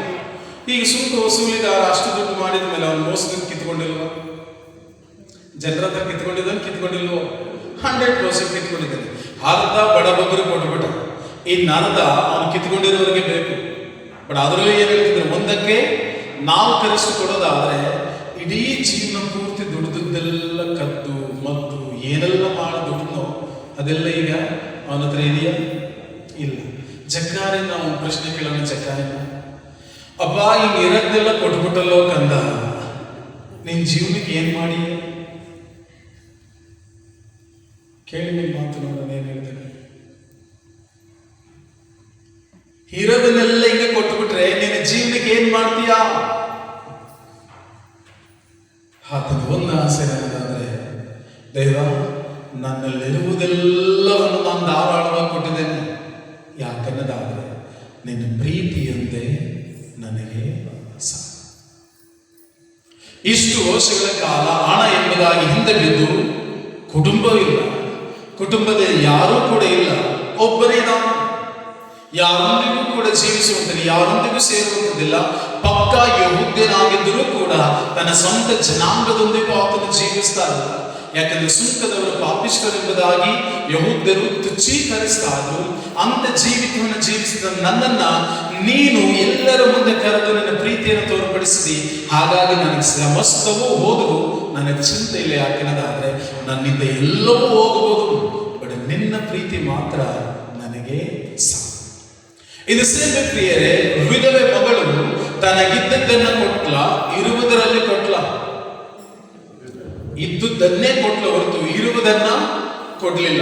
ಹೌದಾ? ಹೌದಲ್ಲೋ? ವಂಶ ನಿಲ್ಸೋಣ. ನಾವು ಪ್ರತಿಯೊಬ್ಬೊಬ್ಬರು ವಯಸ್ಸಾಯ್ತಾ ಏನನ್ಸುತ್ತೆ? ಸ್ವಲ್ಪ ಕೂಡಿಟ್ರೆ ಸರಿ, ಸ್ವಲ್ಪ ಕಾಸು ಮಡಗಿದ್ರೆ ಸರಿ, ಯಾರು ಇಲ್ಲದೆ ಇದ್ರೂ ಪರವಾಗಿಲ್ಲ. ಒಂಚೂರು ಕಾಸು ಮಡಗಿವಿ ಅಂದ್ರೆ ಸತ್ತು ಕೆಟ್ಟು ಹೋದ್ರಾರು ಒಂದು 4-5 ಜನ ಬಂದು ನಿಂತ್ಕೊಂಡು ಮಾಡ್ತಾರೆ ಅಂತ. ಹೌದಲ್ವ? ನೀವೆಲ್ಲ ತುಂಬಾ ದೈವ ಭಕ್ತರು ಅನ್ಸುತ್ತೆ ಮೋಸ್ಟ್ಲಿ. ಇದು ನಾನು ಹೇಳ್ತಿರುವಂಥದ್ದು ಈ ಕಡೆ ಯಾವುದೂ ಇಲ್ಲ. ಖಂಡಿತ ನೀವೆಲ್ಲರೂ ದೈವ ಭಕ್ತರೆ, ಸರಿನಾ? ಓಕೆ, ಪ್ರತಿಯೊಬ್ಬರು ಕೂಡ ಲೋಕದಲ್ಲಿ ನಮಗೆ ಅನ್ಸೋದೇ ಇರುತ್ತಾ? ಕಾಸು ಕೂಡಿಡಬೇಕು, ಕಷ್ಟ ಕಾಲಕ್ಕೆ ಆಗುತ್ತೆ. ಅಟ್ಲೀಸ್ಟ್ ಕಷ್ಟಕಾಲಕ್ಕಾದರೂ ಕೊನೆಗಾದರೂ ದುಡ್ಡು ಬೇಕು, ಯಾರಿಲ್ಲದೆ ಇದ್ರೂ ಬೇಡ, ಅಟ್ಲೀಸ್ಟ್ ಕಾರ್ಪೊರೇಷನ್ ಎತ್ಕೊಂಡು ಹೋಗೋದಾದ್ರೂ ಒಂದು ಸ್ವಲ್ಪ ದುಡ್ಡನ್ನಾದ್ರೂ ನಾನು ಇಟ್ಟಿದ್ರೆ ಮಾಡೋದಾದ್ರೂ ನನಗೆ ಒಳ್ಳೆ ಚೆನ್ನಾಗಿ ಮಾಡಿ ಕಳಿಸ್ತಾರೆ. ಹೌದಲ್ವ? ಬಟ್ ಈ ವಿಧವೆ ಮಗಳಿಗೆ ತನಗಿರದನ್ನ ಕೊಟ್ಟು ಬಿಟ್ರೆ ಮುಂದೆ ಅವಳ ಜೀವನ ಏನ್ ನಡಬೇಕು? ಹೆಂಗೋ ಆಗುತ್ತೆ. ಆಮೇಲೆ ಕೊಟ್ಬಿಟ್ಟು ಏಕ ದೇವ್ರಿಗೆ ಬೈಕ ತಿರ್ಗಾಡೋದು. ಕೊಟ್ಟೆ ದೇವ್ರಿಗೆ ಆಲಯಕ್ಕೆ ಗಂಟೆ ಕೊಟ್ಟೆ, ದೇವರ ಆಲಯಕ್ಕೆ ಚೇರ್ ಕೊಟ್ಟೆ, ದೇವರ ಆಲಯಕ್ಕೆ ಸಾಲ ಮಾಡೋದು ಕೊಟ್ಟೆ, ಇದು ಕೊಟ್ಟೆ, ಇವತ್ತೇ ನನ್ನ ಹಬ್ಬಕ್ಕೆ ಕರೀತಿಲ್ಲ, ಅಲ್ಲಿ ಕೊಡೋದಕ್ಕಿಂತ ನಾನೇ ತಿನ್ಕಂತಿದ್ದಿದ್ರೆ ಚೆನ್ನಾಗಿರ್ತಿತ್ತು. ದೇವ್ರೇನು ಮಾಡಿಲ್ಲ, ಯಾವ ದೇವರು ದೇವರು ಯಾರಿದ್ದರು? ಪ್ರಿಯರೇ, ಹಾಗೆಗೂ ಕೂಡ ಅಷ್ಟೇ, ದೇವ ನೀನು ಹೇಳಿದ ಏಕೆನ್ನದಾದರೆ ವಿಧವೆಗೆ ನೀನೇ ಆಧಾರ. ಯಾರ ಆಧಾರ? ನೀನೇ ಆಧಾರ. ಆ ಮನೆಯನ್ನ ಯೆಶಾಯ ಹೇಳ್ತಾನೆ, ನೀನು ದಿಕ್ಕಿಲ್ಲದವನೆಂಬುದಾಗಿ ಅಂದ್ಕೊಳ್ಬೇಡ. ಯಾಕೆಂದ್ರೆ ದ ಸ್ಪೆಷಲ್ ಕೇರು ದೇವರೇ ಅದನ್ನ ನೋಡ್ಕೊಳ್ತಿದ್ದಾರೆ. ಹಾಗಾದ್ರೆ ನಾನು ಲೋಕದ ದೃಷ್ಟಿಯಲ್ಲಿ ಯಾರೂ ಇಲ್ಲದ ವ್ಯಕ್ತಿ, ಬಟ್ ಆದ್ರೆ ನೀನು ನನಗೆ ಸಂಪೂರ್ಣನು. ನೀನು ನನ್ನ ಮನೆಗೆ ಯಜಮಾನನಾದುದರಿಂದ ನನ್ನ ಅಂತಿಮ ದಿನದ ಬಗ್ಗೆ ಆಗಲಿ, ನನ್ನ ದಿನನಿತ್ಯದ ಕಾರ್ಯಗಳ ಬಗ್ಗೆ ಆಗಲಿ ನಾನು ಯೋಚಿಸಬೇಕಾಗಿಲ್ಲ. ಯಾಕಂದ್ರೆ ದೇವ ನೀನು ನನ್ನ ಅಗತ್ಯವನ್ನ ಪೂರೈಸುವುದು. ಅದರರ್ಥ ಪ್ರಿಯರೇ, ನಾವು ಪ್ರತಿಯೊಬ್ಬೊಬ್ಬರು ಕೂಡ ನಾವು ನೋಡುವಾಗ ಹೃದಯದ ಅಂತರಂಗದ ಸ್ಥಿತಿ ದೇವರ ರಾಜ್ಯದಲ್ಲಿ ಎಂದಿಗೂ ಕೂಡ ಬೆಲೆ ಕಡಿಮೆ ಆಗುವುದಿಲ್ಲ. ಮೇಬಿ ಈ ಲೋಕದಲ್ಲಿ ರೂಪಾಯಿ ಬೆಲೆ ಕಡಿಮೆ ಆಗ್ಬೋದು, ಅಥವಾ ಡಾಲರ್ ಬೆಲೆ ಹೆಚ್ಚಾಗ್ಬೋದು, ಡಾಲರ್ ಬೆಲೆ ಕಡಿಮೆ ಆಗ್ಬೋದು, ರೂಪಾಯಿ ಬೆಲೆ ಹೆಚ್ಚಾಗ್ಬೋದು. ಬಟ್ ಅಂತರಂಗದ ಮೌಲ್ಯ ಸ್ವರ್ಗ ಸಾಮ್ರಾಜ್ಯದಲ್ಲಿ ಎಂದಿಗೂ ಕೂಡ ಕುಂದಿ ಹೋಗುವುದಿಲ್ಲ.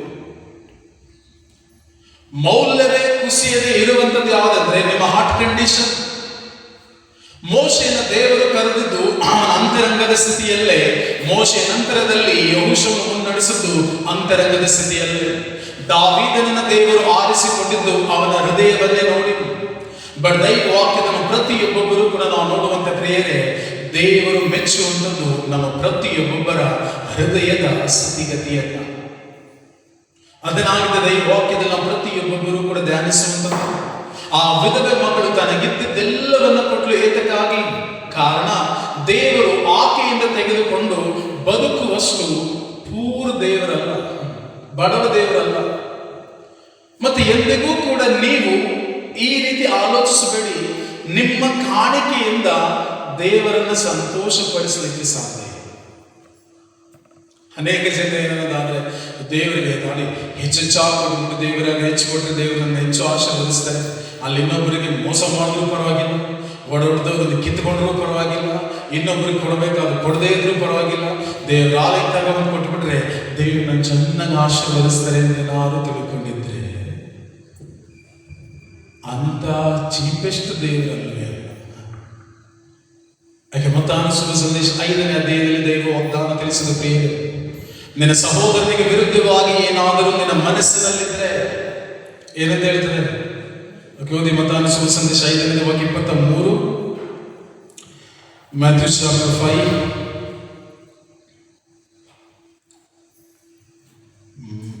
Thank you Jesus. 5:22. ಬೇಗ ಬೇಗ.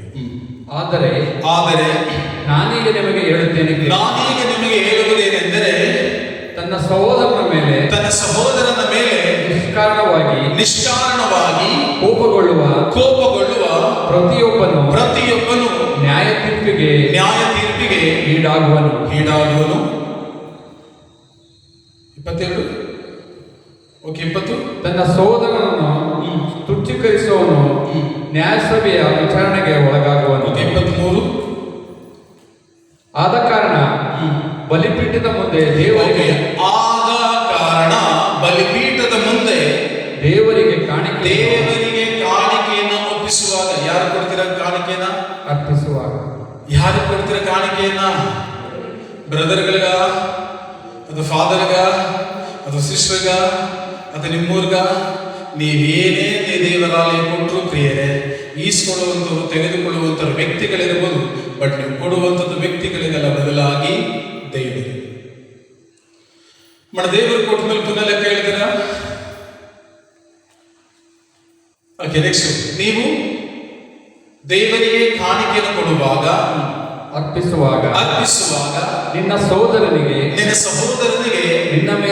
ನಿನ್ನ ಮೇಲೆ ಏನೋ ಮನಸ್ತಾಪವಿದೆ ಎಂಬುದು ನಿನಗೆ ನೆನಪಿಗೆ ಬಂದರೆ ನಿನ್ನ ಕಾಣಿಕೆಯನ್ನು ಆ ಬಲಿಪೀಠದ ಮುಂದೆಯೇ ಇಟ್ಟು ಬಿಡು. ಏನ್ ಮಾಡ್ಬೇಕಂತೆ? ಬಲಿಪೀಠದ ಮುಂದೆ ಕಾಣಿಕೆ ಒಳಗಡೆ ಹಾಕಬೇಡ, ಎಲ್ಲಿಟ್ಟು ಬಿಡು, ಬಲಿಪೀಠದ ಹತ್ರನೇ ಇಟ್ಟುಬಿಡು. ನೆಕ್ಸ್ಟ್, ಮೊದಲು ಹೋಗಿ ಫಸ್ಟ್ ಏನ್ ಮಾಡ್ಬೇಕಂತೆ? ಮೊದಲು ಹೋಗಿ ನಿನ್ನ ಸಹೋದರನೊಂದಿಗೆ ಸಮಾಧಾನ ಮಾಡಿಕೋ. ಅನಂತರ ಬಂದು ನಿನ್ನ ಕಾಣಿಕೆಯನ್ನ ಅರ್ಪಿಸು. The English translation KJV Bible ಹೇಳ್ತದೆ, ನೀನು ನಿನ್ನ ಸಹೋದರನ ವಿರುದ್ಧವಾಗಿ ಏನಾದರೂ ಕೋಪಗೊಂಡಿದ್ರೆ ಅಥವಾ ನಿನ್ನ ಸಹೋದರನ ವಿರುದ್ಧವಾಗಿ ಏನಾದರೂ ನಿಮ್ಮಿಬ್ಬರ ಮಧ್ಯೆ ಮನಸ್ತಾಪವಿದ್ರೆ ನೀನು ಕಾಣಿಕೆಯನ್ನು ಅರ್ಪಿಸುವಾಗ ಏನ್ ಮಾಡಬೇಕಂದ್ರೆ ಫಸ್ಟ್ ನಿನ್ನ ಕಾಣಿಕೆಯನ್ನು ಮೊದಲು ಬಿಸಾಡು. Throw it out. ಏನ್ ಥ್ರೋ ಇಟ್ ಔಟ್ ಅಂದ್ರೆ ಮೊದಲು ಅದನ್ನ ಬಿಸಾಡು. ಫಸ್ಟ್ ನೀನು ಹೋಗಿ ನಿನ್ನ ಸಹೋದರನೊಂದಿಗೆ ಸಂಧಾನ ಮಾಡಿಕೊಂಡು ಆಮೇಲೆ ಬಾ. ಏನ್ ಆಮೇಲೆ ಬಾ ಅಂದ್ರೆ ಮಾಡಿಕೊಂಡ್ರೆ ಬಾ, ಮಾಡ್ಕೊಳ್ಳಿಲ್ಲ ಅಂದ್ರೆ ನೀನು ಮಾಡ್ಕೊಳ್ಳಿಲ್ಲ ಅಂದ್ರೆ ಬರಲೇಬೇಕು. ಯಾಕಂದ್ರೆ ನೀನು ಹೃದಯದ ಒಳಗಡೆ ಕುಚು ಪಿಚು ಗುಸು ಎಲ್ಲವನ್ನು ಇಟ್ಟುಕೊಂಡು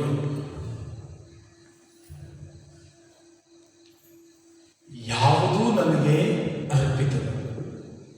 ಯಾಕೆ ಬೈಬಲ್ ಸ್ಪಷ್ಟವಾದ ತಿಳಿಸಿದ ಪ್ರಿಯ ನಾವು ನೋಡುವಾಗ ಅನೇಕರ ಆಲೋಚನೆಗಳೇನೆನ್ನದಾದರೆ ಲೋಕದಲ್ಲಿರುವುದು ಅನಿಯಮ ಏನೆಂಬುದಾಗಿ 100 ಕೊಟ್ರೆ ಸ್ಪೆಷಲ್ ರೇಟು, 500 ಕೊಟ್ರೆ ಇನ್ನೊಂದು ಸ್ಪೆಷಲ್ ರೇಟು, 1000 ಕೊಟ್ರೆ VIP ಟ್ರೀಟ್ಮೆಂಟು ಲೋಕದಲ್ಲಿರುವುದು. ಬಟ್ ದೇವರ ರಾಜ್ಯದಲ್ಲಿ ಪಕ್ಷಪಾತ ಎನ್ನುವಂಥದ್ದು ಇಲ್ಲವೇ ಇಲ್ಲ. ದೈವ ವಾಕ್ಯದಲ್ಲಿ ನೋಡುವುದು, ಇಬ್ಬರು ವ್ಯಕ್ತಿಗಳಿದ್ದಾರೆ. ಒಬ್ಬನ ಹೆಸರು ಲಾಜರ, ಇನ್ನೊಬ್ಬನ ಹೆಸರೇ ಇಲ್ಲ, ಧನಿಕ. ಒಂದು ಕ್ಷಣ ನೋಡಿ, ನಿರ್ಗತಿಕನಿಗೆ ಒಂದು ಹೆಸರಿದೆ, ಏನಂತ? ಲಾಜರ ಅಂತ. ಬಟ್ ಒಬ್ಬ ಶ್ರೀಮಂತನಿಗೆ ಹೆಸರೇ ಇಲ್ಲ, ಧನಿಕ. ಇಬ್ಬರೂ ಕೂಡ ಸಾಯ್ತಾರೆ, ಹೌದಾ?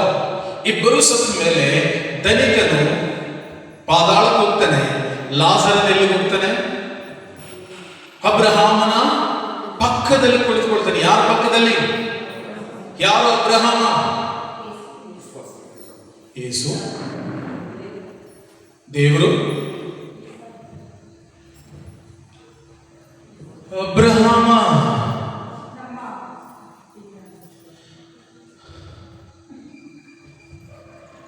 ವಿಶ್ವಾಸದ ಪಿತಾಮಹ ಅಬ್ರಹಾಮ, ಹೌದಲ್ಲ? ಲಾಜರ ಯಾರು ಈ ಲೋಕದಲ್ಲಿ? ಬಿಕಾರಿ. ಧನಿಕನ ಮನೆಯ ಮುಂದೆ ಎಂಜಲನ್ನು ತಿನ್ನಲಿಕ್ಕೆ ಕಾದುಕೊಂಡಿದ್ದು ಎಂಜಲೂ ಸಿಗದೆ ಆತನು ಹಸುವಿನಿಂದಲೇ ಸತ್ತಂತಹ ಬಿಕಾರಿ ಲಾಜರ. ಬಟ್ ಎಲ್ಲಿದ್ದಾನೆ ಈಗ ಲಾಜರ? ಅಬ್ರಹಾಮನ ಪಕ್ಕದಲ್ಲಿದ್ದಾನೆ. ಧನಿಕ ಎಲ್ಲಿದ್ದಾನೆ? ಬಟ್ ಈಗ ಧನಿಕನ ಯಾರ ಹತ್ರ ಕೇಳ್ತಿದ್ದಾನೆ? ಲಾಜರ್ ಏನಂತ ಕೇಳ್ತಿದ್ದಾನೆ? ನಿನ್ನ ಕಿರು ಬೆರಳು ನೀರಿಗೆ ಹಾಕಿ ಅದಕ್ಕೆ ಜೀವಿಸಬೇಕಾದ್ರೆ ಯಾರನ್ನ ಹೇಗೆ ನೋಡ್ತಿರೋ ಬಹಳ ಮುಖ್ಯ. ಮನೆ ಮುಂದೆ ಇರುವಾಗ ಒಂದು ತುತ್ತು ಊಟವನ್ನು ಕೊಡ್ಲಿಲ್ಲ ಲಾಜರನಿಗೆ, ಎಂಜಲನ್ನು ಕೂಡ ಹಾಕಲಿಲ್ಲ. ಇವತ್ತು ಲಾಜರನ ಬಳಿ ಕೇಳ್ತಾ ಇದ್ದಾನೇನಂತ? ಪಿತಾಮಹ ಲಾಜರನ ತುದಿ ಬೆರಳನ್ನ ಹಚ್ಚಿ ನನಗೊಂದು ತೊಟ್ಟು ನೀರನ್ನ ಹಾಕು. ಆವತ್ತು ಜೀವಿಸುವಾಗ ಏನಾದರೂ ಲಾಜರನಿಗೆ ಅಟ್ಲೀಸ್ಟ್ ಪ್ರಿಯರೇ ಹಳಸಿದ್ದು ಉಳಿಸಿದ್ದು ಅಥವಾ ಎಂಜಲೋ ಏನೋ ಒಂದನ್ನು ಕೊಟ್ಟಿದ್ದಿದ್ರೆ ಇವತ್ತು ಅವನು ಬೇಡುವ ಸ್ಥಿತಿ ಇರ್ತಿದ್ದ. ಭೂಲೋಕದಲ್ಲಿರುವಾಗ ನೀವು ಇನ್ನೊಬ್ಬರೊಂದಿಗೆ ಹೇಗೆ ನಡ್ಕೊಳ್ತಿರೋ ಬಹಳ ಮುಖ್ಯ. ಯಾಕಂದ್ರೆ ಅವ್ರ ಹಾರ್ಟ್ ಕಂಡೀಷನ್ ಚೆನ್ನಾಗಿತ್ತಂದ್ರೆ ಅವರ ಸ್ಥಾನನೇ ಬೇರೆ ಮೇಲೆ. ಅದಕ್ಕೆ ಹೇಳುವಂಥದ್ದು, ಇರುವಾಗಲೇ ಏನೇ ಇದ್ರು ಈ ಲೋಕದಲ್ಲೇ ಕ್ಲಿಯರ್ ಮಾಡ್ಕೋಬಿಡಿ. ಯಾಕಂದ್ರೆ ಮೇಲ್ಗಡೆ ಹೋದ್ಮೇಲೆ ನೀವು ಕ್ಲಿಯರ್ ಮಾಡೋಕ್ಕಾಗಲ್ಲ. ಒಂದು ಮದುವೆಗೆ ಹೋಗ್ತೀರಾ, ಬಾರವರ್ಗತಿಗೆ ಆಗೋದಿಲ್ಲ. ಅವಳು ಬಂದ್ರೆ ನಾನು ಬರಲ್ಲ, ನಾನು ಬಂದ್ರೆ ಅವಳು ಬರಲ್ಲ. ಅವಳು ಯಾರೋ ಹತ್ರ ಹೇಳ್ಬಿಟ್ಟಿದ್ಲು ನಾನು ರಿಸೆಪ್ಷನ್ ಹೋಗ್ತೀನಿ ಅಂತ. ನೀವು ರಿಸೆಪ್ಷನ್ಗೆ ಹೋಗ್ತೀರಾ? ಅವಳು ರಿಸೆಪ್ಷನ್ ಹೋಗ್ಲಿ, ನೀವು ರಿಸೆಪ್ಷನ್ ಹೋಗ್ತೀರಾ? ಹೋಗಲ್ಲ. ಯಾಕೆ? ಅವಳು ಬಂದು ಹೋಗ್ಬಿಟ್ಟು ಅದೇ ಇಬ್ರು ಪರಲೋಕ ಮೇಲೆ ಹೋಗ್ತೀರಾ. ಅಲ್ಲೇನಾದ್ರು ಹೇಳ್ತೀರಾ ಯೇಸುವೆ ಅವಳು ಬಂದ್ಬಿಟ್ರೆ ಪರಲೋಕಕ್ಕೆ, ನಾನು ಬೇಡ ನನ್ನ ನರಕ ಕಳಿಸ್ಬಿಡಿ ಹೇಳ್ತೀರಾ? ಹೇಳ್ತೀರಾ? ನೋ. ಇಲ್ಲಿ ನೀವು ಹೇಳ್ಬೋದು ಅಲ್ಲ ಹೋಗಲ್ಲ, ಇಲ್ಲ ಹೋಗಲ್ಲ, ಅವ್ರು ನನ್ನ ಕಂಡ್ರಾಗಲ್ಲ, ಇವ್ರು ನನ್ನ ಕಂಡ್ರಾಗಲ್ಲ. ನೀವು ಸ್ವರ್ಗ ಲೋಕದಲ್ಲಿ ಆತನ ಸನ್ನಿಧಿಯಲ್ಲಿ ನಿಲ್ಲಿಸಿದ ಮೇಲೆ ಮುಖ ಈ ತಿರುಗಿಸ್ಕೊಂಡು ನಿಲ್ಕೊಳ್ಳೋಕ್ಕಾಗಲ್ಲ. ಯಾಕಂದ್ರೆ ನೀವು ಅವ್ರನ್ನ ನೋಡ್ಲೇಬೇಕು. ಹೌದಲ್ವೋ? ಲಾಜರನನ್ನ ಧನಿಕ ನೋಡ್ಲಿಲ್ವೋ? ಭೂಲೋಕದಲ್ಲಿದ್ದಾಗಲೂ ನೋಡ್ದ, ಸತ್ತ ಮೇಲೂ ನೋಡ್ದ. ಹಾಗಾದ್ರೆ ನಿಮ್ಮವರನ್ನ ನೀವು ಮೇಲೆ ನೋಡ್ತೀರೋ ನೋಡೋದಿಲ್ವೋ? ನೋಡ್ತೀರಾ. ಅದಕ್ಕಾಗಿ ಪ್ರಿಯರೇ, ಈ ಲೋಕದಲ್ಲಿ ಇರುವಾಗಲೇ ಎಲ್ಲ ಸೆಟಲ್ಡ್ ಆಗ್ಬಿಡ್ಬೇಕು. ಮೇಲೇನು ಕ್ಲಿಯರೆನ್ಸ್ ಇಲ್ಲ, ಅಲ್ಲಿ ಮೇಲೇನಿದ್ರು ಪನಿಷ್ಮೆಂಟ್ ಅಷ್ಟೇ. ಅದರದ್ದೇನು ನಾನು ಹೇಗೆ ಇನ್ನೊಬ್ಬರನ್ನು ನಡೆಸಿಕೊಂಡಿದ್ದೇನೆ ಎನ್ನುವಂಥದ್ದು ಬಹಳ ಮುಖ್ಯ. ಹಾಗಾಗಿ ದೈವ ವಾಕ್ಯದಲ್ಲಿ ನಾವು ನೋಡುವಂತೆ ಪ್ರಿಯರೇ, ಆ ವಿಧವೆ ಮಗಳು ತನಗಿದ್ದೆಲ್ಲವನ್ನು ಕೊಟ್ಟಲು. ಅದರ ಅರ್ಥ ಏನು? ದೇವ, ಈ ವಿಧವೆ ಜೀವಿತಕ್ಕೆ ಲೋಕ ಹೇಳೋದೇನೆನ್ನದಾದರೆ ಯಾರೂ ಕೂಡ ದಿಕ್ಕಿಲ್ಲ ಎಂಬುದಾಗಿ. ಯೆಶಾಯ ಹೇಳ್ತಾನೆ, ವಿಧವೆ ಪ್ರತಿಯೊಬ್ಬರಿಗೂ ಸರ್ವೇಶ್ವರನ ಮನೆ ಯಜಮಾನನು, ಆ ಮನೆ ಕಾಯುವವನು ಸರ್ವೇಶ್ವರನೇ. ನೀನಾಗಿದ್ದ ದೇವ ನನ್ನನ್ನು ಕಾಯುವವನಾದದ್ದರಿಂದ ನನ್ನ ಸಮಸ್ತವು ನನ್ನ ಯಜಮಾನನಿಗೆ, ನನ್ನ ಒಡೆಯನಿಗೆ ಸಲ್ಲತಕ್ಕದೆಂಬುದಾಗಿ ನನಗಿದ್ದ ಸಮಸ್ತವನ್ನು ಕೂಡ ಒಪ್ಪಿಸಬೇಕು. ಇದಕ್ಕಾಗಿ ಕಾಣೆಯಾಕೆಂದಾದ ದೇವ, ನಾಳೆಯು ನನ್ನದಲ್ಲ ನಿನ್ನದು. ನಾಳೆ ನಮ್ಮದ ದೇವರದ, ನಾಳೆ ನಮ್ಮದ ದೇವರದ. ದೇವರ ಯಾಕೆ? ಯಾಕಂದ್ರೆ ದೇವರು ನಮಗೆ ದಿನವನ್ನು ಕೊಡದಿದ್ರೆ ನಾಳೆಯು ನನ್ನದಾಗ್ಲಿಕ್ಕೆ ಸಾಧ್ಯವಿಲ್ಲ. ಹಾಗಾಗಿ ನಾಳೆ ದೇವ ನನ್ನದಲ್ಲ, ಅದು ನಿಮ್ಮದು. ಹಾಗಾಗಿ ನನ್ನ ಮುಂದಿನ ಜೀವನಕ್ಕೆ ಏನು ಬೇಕೋ ಅದನ್ನು ಪೂರೈಸಿಕೊಳ್ಳುವಾತನು ನಾನಲ್ಲ ದೇವ, ನೀವಾಗಿದ್ದೀರಿ. ಹಾಗಾಗಿ ಪ್ರಿಯರೇ, ದೈವ ವಾಕ್ಯದಲ್ಲಿ ನಾವು ನೋಡುವಾಗ ಕಾಣಿಕೆ ಪೆಟ್ಟಿಗೆಯಲ್ಲಿ ಪ್ರಭು ಯೇಸು ಹಾಕುವ ಕಾಣಿಕೆಯನ್ನು ನೋಡಲಿಲ್ಲ, ಬದಲಾಗಿ ಹಾಕುವವರ ಹೃದಯವನ್ನು ನೋಡಿದರು. ಇದರಿಂದ ನಾವು ಪ್ರತಿಯೊಬ್ಬೊಬ್ಬರು ದೈವ ಪ್ರಸನ್ನತೆಯಲ್ಲಿ ಕುಳಿತಾಗ, ನಾವು ಪ್ರಾರ್ಥನೆ ಜೀವಿಸುವಾಗ, ನಾವು ಪ್ರತಿಯೊಂದು ಸಮಯ ದೇವರು ನನ್ನನ್ನು ನೋಡುವವರಾಗಿದ್ದಾರೆ ಎನ್ನುವಂಥದ್ದನ್ನ ನಾನು ಎಂದಿಗೂ ಕೂಡ ಮರೆತು ಬಿಡಬಾರದು. ದೈವ ವಾಗ್ದಾನದಕ್ಕಾಗಿ ತಿಳಿಸುವಂಥದ್ದು ಅಷ್ಟ ಭಾಗ್ಯಗಳಲ್ಲಿ ನಾವು ನೋಡ್ತೇವೆ. ನಿರ್ಮಲ ಹೃದಯಗಳು ಭಾಗ್ಯವಂತರು, ದೇವರನ್ನ ಅವರು ಕಾಣುವರು. ಯಾರು ದೇವರನ್ನ ಕಾಣುವಂತವರು? ನಿರ್ಮಲ ಹೃದಯಗಳು. ಏನು ನಿರ್ಮಲ ಹೃದಯಗಳೆಂದರೆ, ಒಳಗೆ ಒಂದು ಹೊರಗೆ ಒಂದು ಇಟ್ಟುಕೊಳ್ಳದೆ ಒಳಗೆ ಶುದ್ಧವಾಗಿರುವ ಪ್ರತಿಯೊಬ್ಬನು ದೇವರನ್ನ ಕಾಣ್ತಾನೆ, ದೇವರ ಸ್ವರವನ್ನ ಆಲಿಸ್ತಾನೆ. ಅದನ್ನಾಗಿದೆ ದೈವ ವಾಕ್ಯದಲ್ಲಿ 2:5 ಅಧ್ಯಾಯದಲ್ಲಿ ನಾವು ನೋಡುವಂಥದ್ದು. ಎಲಿಯ ದೇವರ ಸ್ವರವನ್ನು ಆಲಿಸಿದ, ಎಲೀಷನು ದೇವರ ಸ್ವರವನ್ನು ಆಲಿಸಿದ. ಬಟ್ ಎಲೀಷನ ಸೇವಕನಾದಂಥ ಗೆಹಜಿ ದೇವರ ಸ್ವರವನ್ನ ಆಲಿಸಲಿಲ್ಲ. ದೇವರ ಸ್ವರವನ್ನು ಆಲಿಸೋದು ಮಾತ್ರವಲ್ಲ ಪ್ರಿಯರೇ, ದೇವರ ಸೇವೆಗೆ ನೇಮಕವಾಗಿದ್ದ ಗೆಹಜಿ ಅವನು ಕುಷ್ಠರೋಗಿಯಾಗಿ ಖಿನ್ನ ಮನಸ್ಕನಾಗಿ ದೇವರ ಪ್ರಸನ್ನತೆಯಿಂದ ಹೊರಟು ಹೋದ. ನೀವು ನೋಡ್ಬೋದು. ಅದಕ್ಕಾಗಿ 2:5 ಅಧ್ಯಾಯ ತೆಗೆರಿ ಬೇಗ. ಹಳೆ ಒಡಂಬಡಿಕೆ 2 ಅರಸು 5ನೇ ಅಧ್ಯಾಯ 23. 2 ಅರಸುಗಳ ಪತ್ರ 5ನೇ ಅಧ್ಯಾಯ ವಾಕ್ಯ 20. ಆದರೆ ದೇವರ ಮನುಷ್ಯನಾದ ಎಲೀಷನ ಸೇವಕನಾಗಿರುವ ಗೆಹಜಿಯು, ಇಗೋ, ನನ್ನ ಯಜಮಾನನು ಈ ಆರಾಮ್ಯರ ನಾಮಾನನನ್ನು ತಕ್ಕೊಂಡು ಬಂದದ್ದನ್ನು ಅವನ ಕೈಯಿಂದ ತಕ್ಕೊಳ್ಳದೆ ಸುಮ್ಮನೆ ಕಳುಹಿಸಿದ್ದಾನೆ. ಆದರೆ ಕರ್ತನ ಜೀವದಾಣೆ, ನಾನು ಅವನ ಹಿಂದೆ ಓಡಿ ಹೋಗಿ ಅವನ ಕೈಯಿಂದ ಏನಾದರೂ ತಕ್ಕೊಳ್ಳುವೆನು ಅಂದನು. ಅದರರ್ಥ ಪ್ರಿಯರೇ, ನಾಮಾನ್ ಎಂಬ ವ್ಯಕ್ತಿ ಬಂದಿದ್ದಾನೆ. ಅವನು ಬರುವಾಗ ಕುಷ್ಠರೋಗಿಯಾಗಿ ಬಂದ. ಕುಷ್ಠರೋಗಿ ಆದದ್ದರಿಂದ ಎಲೀಷ ಪ್ರವಾದಿ ಬಳಿ ಬಂದ. ಅವನ ಸೇವಕಿ ಹೇಳಿದ್ಲು, ಎಲೀಷ ಪ್ರವಾದಿ ಬಳಿ ಹೋದರೆ ಗುಣ ಹೊಂದುತ್ತಿ ಎಂಬುದಾಗಿ. ಹಾಗಾಗಿ ಎಲೀಷ ಪ್ರವಾದಿ ಬಳಿ ಬರುವಾಗ ನಾಮಾನನು ಅತ್ಯಂತ ಗೌರವವುಳ್ಳಂತಹ ಸೇನಾಧಿಕಾರಿ, ಹಾಗಾಗಿ ಅಪಾರ ಸಂಪತ್ತನ್ನು ತೆಗೆದುಕೊಂಡು ಅವನು ಎಲೀಷನ ಬಳಿ ಬಂದ. ಬಟ್ ಎಲೀಷ ಹೇಳಿದ, 7 ಬಾರಿ ನೀನು ನೀರಲ್ಲಿ ಮುಳುಗಿ ಎದ್ದೇಳು. 7 ಬಾರಿ ಮುಳುಗಿ ಎದ್ದೇಳು ಅಂದಾಗ ನಾಮಾನನು ಕೋಪಗೊಳ್ತಾನೆ. ನಮ್ಮೂರಲ್ಲಿ ನದಿಗಳಿಲ್ವಾ, ನಮ್ಮೂರಲ್ಲಿ ಕೆರೆಗಳಿಲ್ವಾ, ನೀರಲ್ಲಿ ಮುಳುಗಿ ಎದ್ದು ಗುಣ ಹಾಗೂ ಆಗಿದ್ರೆ ನಾನು ಅಲ್ಲೇ ಮುಳುಗ್ತಾ ಇದ್ದೆ. ಬಟ್ ಹಾಗಂದುಕೊಂಡು ಕೋಪಗೊಂಡು ಹೋಗ್ಲಿಕ್ಕೆ ಪ್ರಯತ್ನಿಸ್ತಾನೆ. ಬಟ್ ಆ ಸಮಯದಲ್ಲಿ ಸೇವಕರು ಹೇಳ್ತಾರೆ, ಕಷ್ಟದ ಕೆಲಸ ಹೇಳಿದ್ರೆ ನೀವು ಮಾಡ್ತಿರ್ಲಿಲ್ವಾ, ಇದು ಈಸಿ ಕೆಲಸ ಮಾಡಿ. ಅದೇ ರೀತಿ ಪ್ರಿಯರೇ, ನಾಮಾನನು ಹೋಗಿ 7 ಬಾರಿ ನೀರಿನಲ್ಲಿ ಮುಳುಗ್ತಾನೆ. 6 ಬಾರಿ ಮುಳುಗು 7 ಆಗಲು ಏನೂ ಆಗಲಿಲ್ಲ. 7ನೇ ಬಾರಿ ಮುಳುಗ್ತಾನೆ.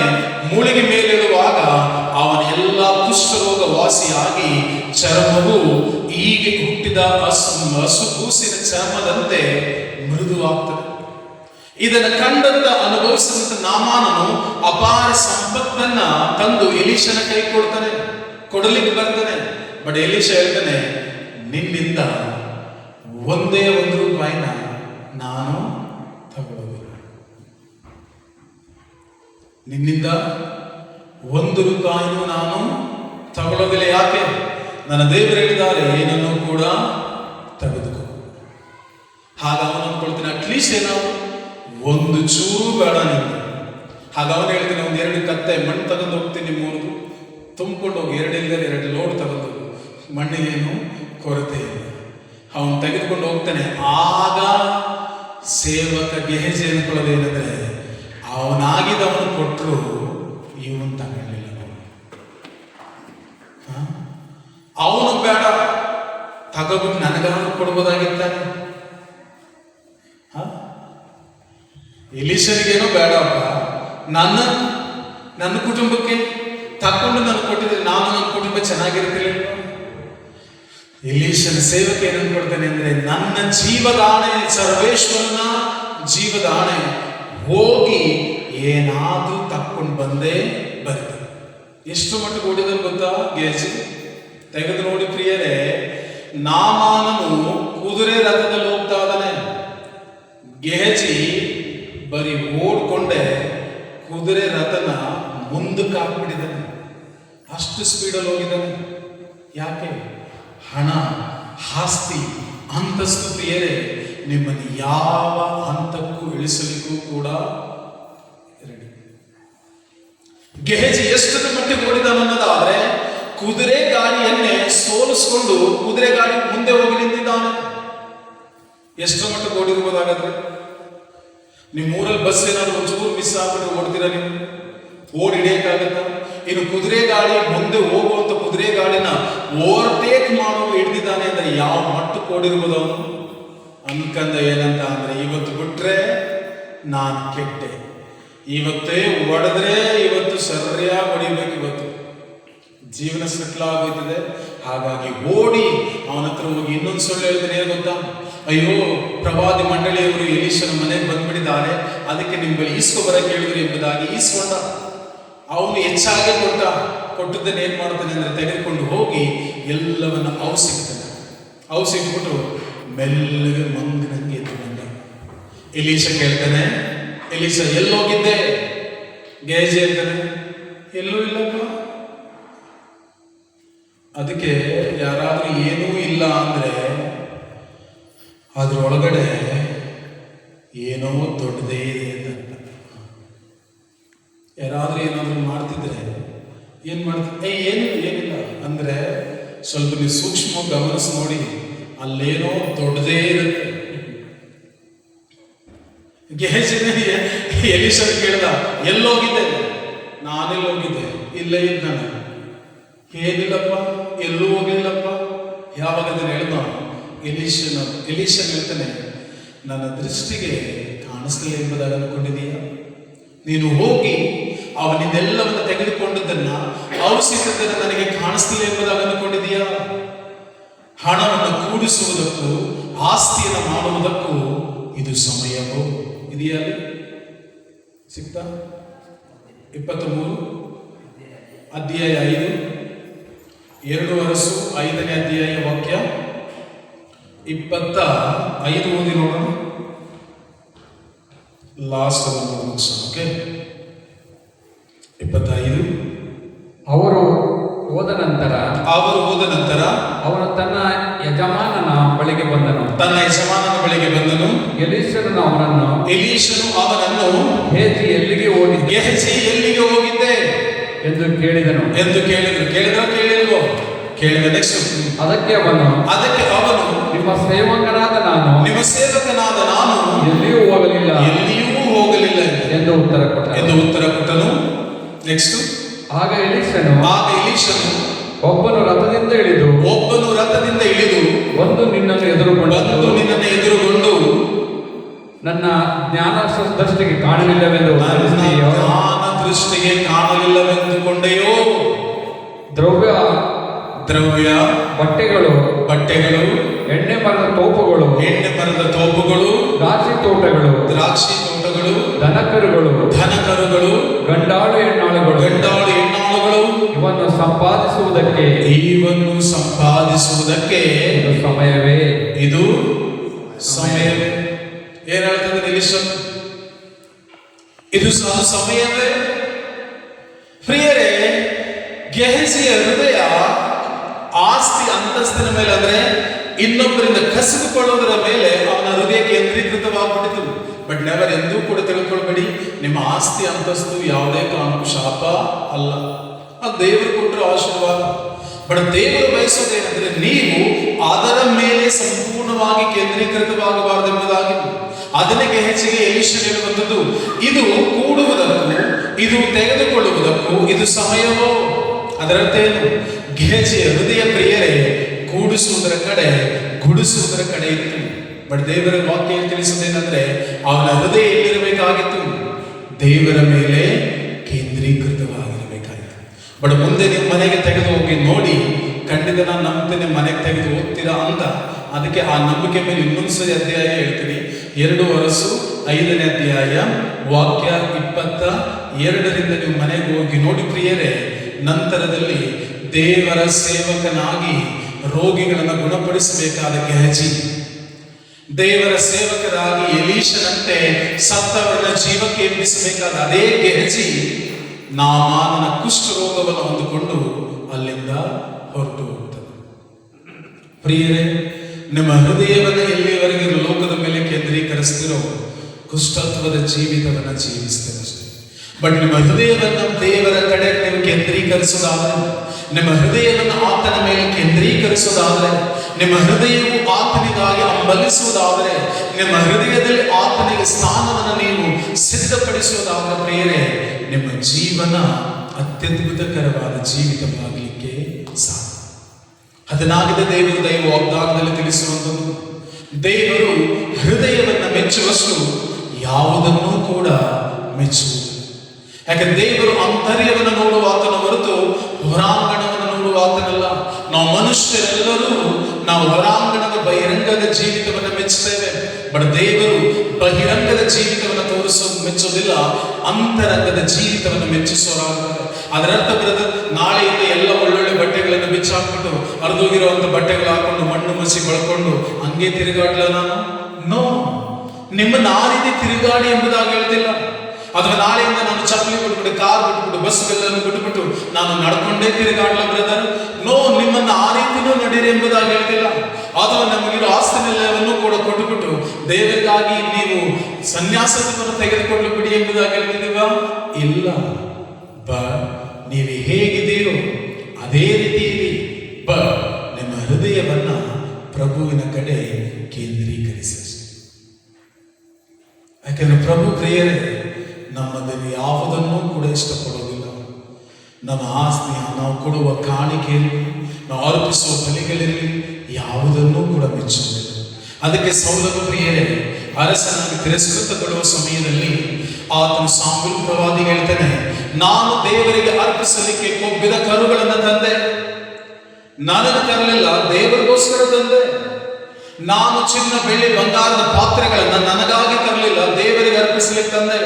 ಸಾಮುವೇಲನ ಮೂಲಕ ದೇವರು ಹೇಳ್ತಾರೆ, ದೇವರು ಬಲಿಗಳನ್ನು ಮೆಚ್ಚುವುದಿಲ್ಲ, ವಿಧೇಯತ್ವವನ್ನು ಮೆಚ್ಚುವಷ್ಟು ಬಲಿ ಹೋಮಗಳನ್ನು ಮೆಚ್ಚುತ್ತಾರೆಯೇ ಸರ್ವೇಶ್ವರ. ಕೊಬ್ಬಿದ ಟಗರುಗಳಿಗಿಂತ ಕೊಬ್ಬಿಗಿಂತ ಅಂತರಂಗದ ಸ್ಥಿತಿ ಬಹಳ ಮುಖ್ಯಕರವಾದದ್ದು. ನೀವೆಲ್ಲೇ ಇರಿ, ನೀವು ಅರಮನೆಯಲ್ಲೇ ಇರಿ, ಗುಡಿಸಲಲ್ಲೇ ಇರಿ, ಬಟ್ ನಿಮ್ಮ ಹೃದಯ ನಿರ್ಮಲ ಮತ್ತು ಶುದ್ಧವಾಗಿದ್ದಲ್ಲಿ ಪ್ರಭುವನ್ನು ನಮ್ಮ ಜೀವಿತದಲ್ಲಿ ಅನುಭವಿಸಲಿಕ್ಕೆ ಸಾಧ್ಯ.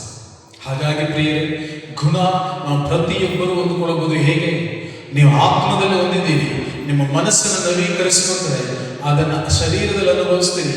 ಅದು ಯಾವುದೇ ಕಾರಣಕ್ಕೂ ಕಷ್ಟಕರವಾದದ್ದಲ್ಲ.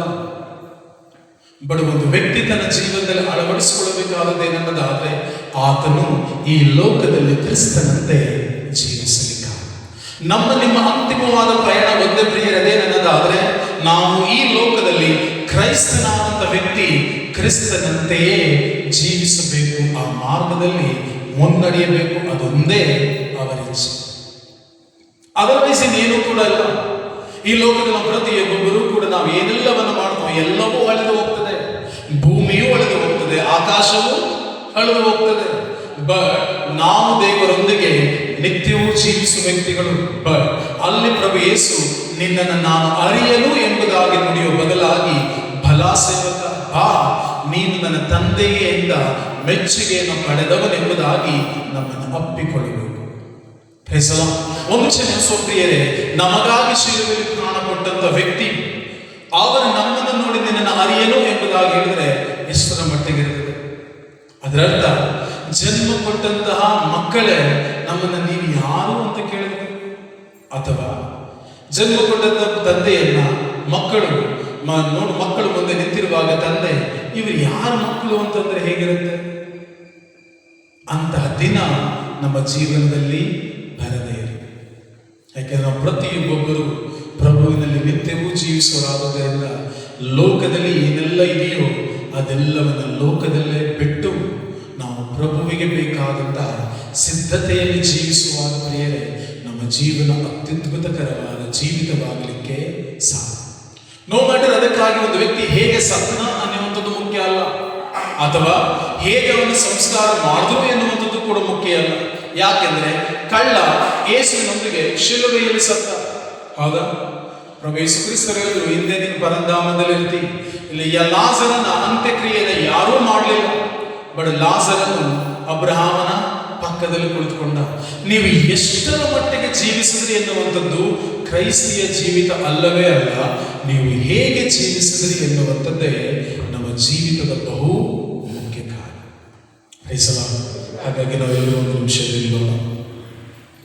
ಎದ್ದು ನಿಂತು ಈ ಸಮಯ ಕಣ್ಣುಗಳ ಮುಚ್ಚೋಣ. ಪ್ರಿಯರೇ, ಇವತ್ತು ನಿಮ್ಮ ಹೃದಯದಲ್ಲಿ ಆದಂತಹ ಬದಲಾವಣೆಯು ನಿಮ್ಮ ಶಾರೀರಿಕವಾದ ನೋವನ್ನು, ನಿಮ್ಮ ಮಾನಸಿಕವಾದ ನೋವನ್ನು ಮತ್ತು ನಿಮ್ಮ ಜೀವನದಲ್ಲಿ ನಿಮ್ಮ ಕುಟುಂಬದಲ್ಲಿರುವಂತಹ ಎಲ್ಲ ಬಂಧನವನ್ನು ಮುರಿದು ಹಾಕುವಂಥದ್ದು. ಪ್ರಿಯರೇ, ಇವತ್ತು ಯಾರೊಬ್ಬರೂ ಕೂಡ ಬೇಕಾದ್ರೆ ನೀವು ಪ್ರಿಯರೇ ಆರೋಗ್ಯಕ್ಕಾಗಿ ಪ್ರಾರ್ಥಿಸಲಬೇಡಿ, ಬಿಡುಗಡೆಗಾಗಿ ಪ್ರಾರ್ಥಿಸಲಬೇಡಿ.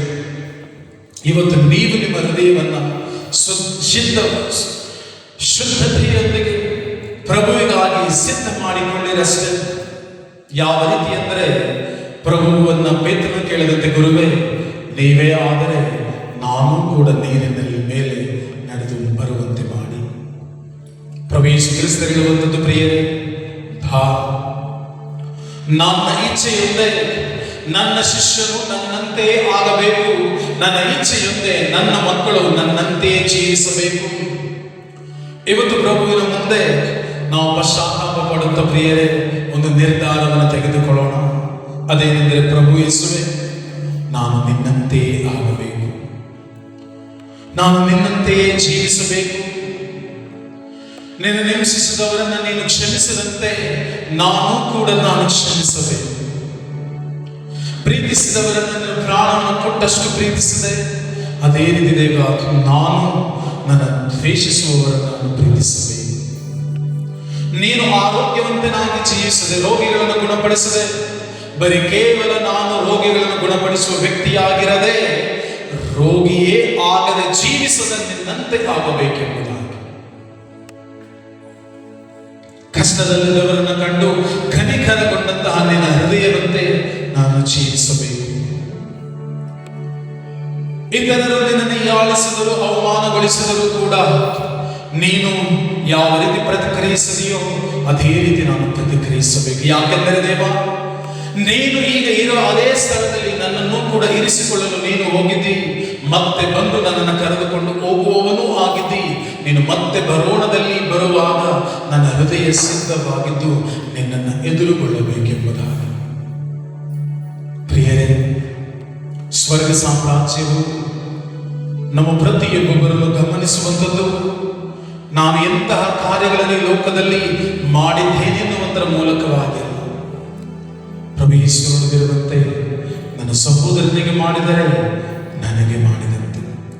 ನೀನು ನನ್ನ ಸಹೋದರನಿಗೆ ಹಿಂಸೆಯನ್ನು ಕೊಟ್ಟರೆ ನನಗೆ ಹಿಂಸೆಯನ್ನು ಕೊಟ್ಟಂತೆ. ನೀನು ನನ್ನ ಸಹೋದರನ ಬಗ್ಗೆ ಮಾತನಾಡಿದರೆ ನನ್ನ ಬಗ್ಗೆ ಮಾತನಾಡಿದಂತೆ. ನೀನು ನನ್ನ ಸಹೋದರನನ್ನು ದ್ವೇಷಿಸಿದರೆ ನನ್ನನ್ನೇ ದ್ವೇಷಿಸಿದಂತೆ.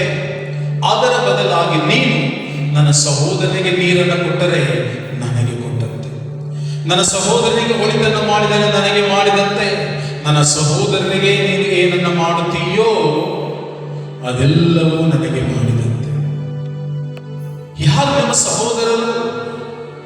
ಪ್ರಿಯರೇ, ರಕ್ತ ಹಂಚಿಕೊಂಡಂತಹ ಒಂದೇ ಹೊಟ್ಟೆಯಲ್ಲಿ ಹುಟ್ಟಲ್ಪಟ್ಟಂತವರು ಸಹೋದರ ಸಹೋದರಿಯರನ್ನು ಅಷ್ಟು ಮಾತ್ರವಲ್ಲ, ನಿಮ್ಮನ್ನ ಬಿಟ್ಟು ಉಳಿದವರೆಲ್ಲರೂ ಕೂಡ ಇತರರು ಸಹೋದರ ಸಹೋದರಿಯರಂತೆ. ನಮ್ಮ ದಾಂಪತ್ಯದಲ್ಲಿ ಒಂದಾಗಿಸುವ ನಾವು ಪ್ರತಿಯೊಬ್ಬೊಬ್ಬರು ಕೂಡ ನನ್ನನ್ನು ಬಿಟ್ಟು ಇತರರೊಂದಿಗೆ, ನಾನು ಇತರರಿಗೆ ಏನನ್ನು ಮಾಡ್ತೇನೋ ಅದು ನನ್ನ ಪತಿಗೆ ಮಾಡಬಹುದು, ಪತ್ನಿಗೆ ಮಾಡಬಹುದು, ನನ್ನ ಮಕ್ಕಳಿಗೆ ಮಾಡಬಹುದು. ಅದನ್ನು ನಾನು ನನ್ನ ಪತಿಗೋ ನನ್ನ ಪತ್ನಿಗೋ ನನ್ನ ಮಕ್ಕಳಿಗೆ ಮಾಡುತ್ತಿಲ್ಲ. ಬದಲಾಗಿ ನಾನು ಅದನ್ನು ನನ್ನ ಪ್ರಭುವಿಗೆ ಮಾಡುತ್ತಿದ್ದೇನೆ. ಯಾಕೆಂದರೆ ನನ್ನ ಪತಿ ನನಗೆ ಪತಿ, ನನ್ನ ಮಕ್ಕಳು ನನಗೆ ಮಕ್ಕಳು, ನನ್ನ ಪತ್ನಿ ನನಗೆ ಪತ್ನಿ ಹೊರತು ಪ್ರಭುವಿಗೆ ಅವರೆಲ್ಲರೂ ಸಹೋದರ ಸಹೋದರಿಯರೇ. ಪ್ರಿಯರೇ, ಒಂದು ಕ್ಷಣ ಯೋಚಿಸುವ ಇಂದು ಪ್ರಭು ಯೇಸು ನಮ್ಮೊಂದಿಗೆ ಮಾತನಾಡುವಂತೆ, ಪ್ರಿಯ ಮಗುವೆ, ನಾನು ನಿನ್ನನ್ನು ಮೆಚ್ಚುವಾತನು ನಿನ್ನ ಹೃದಯದ ಸ್ಥಿತಿಗತಿಯ ಮೇಲೆಂಬುದಾಗಿ. ನಿನ್ನ ಜೀವಿತದಲ್ಲಿ ಯಾವುದೆಲ್ಲ ಚಿಂತೆ ಭಾರ ದುಃಖಗಳಿದೆಯೋ ಅದೆಲ್ಲವೂ ಕ್ಷಣ ಮಾತ್ರದಲ್ಲಿ ನೀಗುವಂಥದ್ದು. ಯಾಕೆಂದರೆ ನಿನ್ನ ಜೀವನದ ಪರಿಹಾರಕನೇ ನಾನು. ನನಗಾಗಿ ನಿನ್ನ ಹೃದಯದಲ್ಲಿ ಸ್ಥಳಾವಕಾಶವನ್ನು ಕೊಡುವಾಗ ನಿನ್ನ ಜೀವಿತವು ಉತ್ತಮಗೊಳಿಸಲು ಸಾಧ್ಯವೆಂಬುದಾಗಿ. ಕಣ್ಣುಗಳ ಮುಚ್ಚುವ ಪ್ರತಿಯೊಬ್ಬರು ಒಂದು ನಿರ್ಧಾರ ತೆಗೆದುಕೊಳ್ಳೋಣ. ಪ್ರಿಯರೇ, ಇವತ್ತಿನ ಈ ಸಮಯದಲ್ಲಿ ನಿಮ್ಮ ಆಲೋಚನೆ, ನಿಮ್ಮ ಆತ್ಮರು ಏನೆಂಬುದಾಗಿ ನಿಮಗೆ ನುಡಿಯುವಂತವರಾಗಿದ್ದಾರೆ, ಅದನ್ನು ಪ್ರತಿಯೊಬ್ಬರು ನಿರ್ಧರಿಸೋಣ. ಯಾರೂ ಕೂಡ ನೀವು ಪ್ರಾರ್ಥಿಸಬೇಡಿ ಆರೋಗ್ಯಕ್ಕಾಗಿ, ಬಿಡುಗಡೆಗಾಗಿ, ಸಮಾಧಾನಕ್ಕಾಗಿ. ಫಸ್ಟ್ ನಿಮ್ಮ ಹೃದಯಗಳನ್ನು ಪ್ರತಿಯೊಬ್ಬೊಬ್ಬರು, ಪ್ರಭುವೇ, ನಿನ್ನಂತೆ ನಾನು ಜೀವಿಸಬೇಕು, ನೀನು ನನ್ನಲ್ಲಿ ನೆಲೆಸಿದೆ, ನಾನು ನಿನ್ನಂತೆ ಆಗಬೇಕೆಂಬುದಾಗಿ. ಯಾಕಂದರೆ ಕ್ರೈಸ್ತ ವ್ಯಕ್ತಿಯ ಜೀವಿತ, ಪ್ರಿಯರೇ, ಕ್ರಿಸ್ತನಂತೆ ಜೀವಿಸುವಂಥದ್ದೇ ಎಂಬುದಾಗಿ. ಕಣ್ಣುಗಳು ಮುಚ್ಚಿದ ಪ್ರತಿಯೊಬ್ಬರು ಬಾಯಿ ತೆರೆದು ಹೇಳೋಣ. ಓ ಪ್ರಭು ಯೇಸುವೇ, ನನ್ನನ್ನು ಅಪರಿಮಿತವಾಗಿ ಪ್ರೀತಿಸಿ ನನಗಾಗಿ ಶಿಲುಬೆಯಲ್ಲಿ ಮರಣ ಹೊಂದಿದ ಪ್ರಭು ಯೇಸುವೇ, ನಾನು ನಿಮ್ಮನ್ನು ಪ್ರೀತಿಸುತ್ತೇನೆ. ಪ್ರಭು ಯೇಸುವೇ, ನಿಮ್ಮನ್ನು ಅರಿತುಕೊಂಡಂತಹ ದಿನದಲ್ಲೇ ನನ್ನ ಹೃದಯದಲ್ಲಿ ನೀವು ನೆಲೆಸಿದ್ದೀರಿ. ನನ್ನ ಹೃದಯದಲ್ಲಿ ನೆಲೆಸಿರುವ ಪ್ರಭು ಯೇಸುವೇ, ನನ್ನದೊಂದು ಬಯಕೆ, ನನ್ನದೊಂದು ಆಸೆ, ಅದೇನೆಂದರೆ ನಾನು ನಿಮ್ಮಂತೆಯೇ ಆಗಬೇಕು, ನಾನು ನಿಮ್ಮಂತೆಯೇ ಜೀವಿಸಬೇಕು, ನಾನು ನಿಮ್ಮಂತೆಯೇ ಮುನ್ನಡೆಯಬೇಕು. ಪ್ರಭು ಯೇಸುವೇ, ನಾನು ಈ ಲೋಕದಲ್ಲಿ ನಿಮ್ಮನ್ನು ಧರಿಸಿರುವುದರಿಂದ, ನಾನು ಈ ಲೋಕದಲ್ಲಿ ನಿಮ್ಮವನು ಆದುದರಿಂದ, ನಿಮ್ಮವರೇ ಆದುದರಿಂದ ನಿನ್ನಂತೆ ನಾನು ಜೀವಿಸಬೇಕು. ನನ್ನ ಹೃದಯದ ಸಿಂಹಾಸನದಲ್ಲಿ ಕುಳಿತಿರುವ ಪ್ರಭು ಯೇಸುವೇ, ನನ್ನ ಅಂತರಂಗವನ್ನು ನೋಡುವ ಪ್ರಭು ಯೇಸುವೇ, ನಾನು ನಿಮ್ಮನ್ನು ಪ್ರೀತಿಸುತ್ತೇನೆ, ನಾನು ನಿಮ್ಮನ್ನು ಪ್ರೀತಿಸುತ್ತೇನೆ. ನೀವು ನನ್ನನ್ನು ಪ್ರೀತಿಸಿರುವುದರಿಂದ ನಾನು ನಿಮ್ಮನ್ನು ಪ್ರೀತಿಸುತ್ತೇನೆ, ನಾನು ನಿಮ್ಮನ್ನು ಪ್ರೀತಿಸುವುದರಿಂದ ನಾನು ಇತರರನ್ನು ಪ್ರೀತಿಸುತ್ತೇನೆ, ಇತರರನ್ನು ಕ್ಷಮಿಸುತ್ತೇನೆ. ಯಾಕೆಂದರೆ ಯೇಸುವೇ, ನಾನು ನಿಮ್ಮನ್ನು ಪ್ರೀತಿಸುತ್ತೇನೆ. ಯೇಸುವೇ, ನಾನು ನಿಮ್ಮನ್ನು ಪ್ರೀತಿಸುತ್ತೇನೆ. ಯೇಸುವೇ, ನಾನು ನಿಮ್ಮನ್ನು ಪ್ರೀತಿಸುತ್ತೇನೆ. ಹೇಳಲು ಪ್ರತಿಯೊಬ್ಬರು, ಯೇಸುವೇ, ನಾನು ನಿಮ್ಮನ್ನು ಪ್ರೀತಿಸುತ್ತೇನೆ. ಯೇಸುವೇ, ನಾನು ನಿಮ್ಮನ್ನು ಪ್ರೀತಿಸುತ್ತೇನೆ. ಯೇಸುವೇ, ನಾನು ನಿಮ್ಮನ್ನು ಪ್ರೀತಿಸುತ್ತೇನೆ. ಯೇಸುವೇ, ನಾನು ನಿಮ್ಮನ್ನು ಪ್ರೀತಿಸುತ್ತೇನೆ. ಯೇಸುವೇ, ನಾನು ನಿಮ್ಮನ್ನು ಪ್ರೀತಿಸುತ್ತೇನೆ. ಯೇಸುವೇ, ನಾನು ನಿಮ್ಮನ್ನು ಪ್ರೀತಿಸುತ್ತೇನೆ. ಯೇಸುವೇ, ನಾನು ನಿಮ್ಮನ್ನು ಪ್ರೀತಿಸುತ್ತೇನೆ. ಯೇಸುವೇ, ನಾನು ನಿಮ್ಮನ್ನು ಪ್ರೀತಿಸುತ್ತೇನೆ. ಯೇಸುವೇ, ನಾನು ನಿಮ್ಮನ್ನು ಪ್ರೀತಿಸುತ್ತೇನೆ. ಯೇಸುವೇ, ನಾನು ನಿಮ್ಮನ್ನು ಪ್ರೀತಿಸುತ್ತೇನೆ. ಯೇಸುವೇ, ನಾನು ನಿಮ್ಮನ್ನು ಪ್ರೀತಿಸುತ್ತೇನೆ. Hallelujah, hallelujah, hallelujah. ಕಣ್ಣುಗಳ ಮುಚ್ಚಿದ ಪ್ರತಿಯೊಬ್ಬರು ಎರಡು ಕರೆಗಳೆತ್ತಿ ಪೂರ್ಣ ಹೃದಯದೊಂದಿಗೆ ಸ್ತುತಿಸೋಣ, ನಿರ್ಧರಿಸುವ ಪ್ರಿಯರು.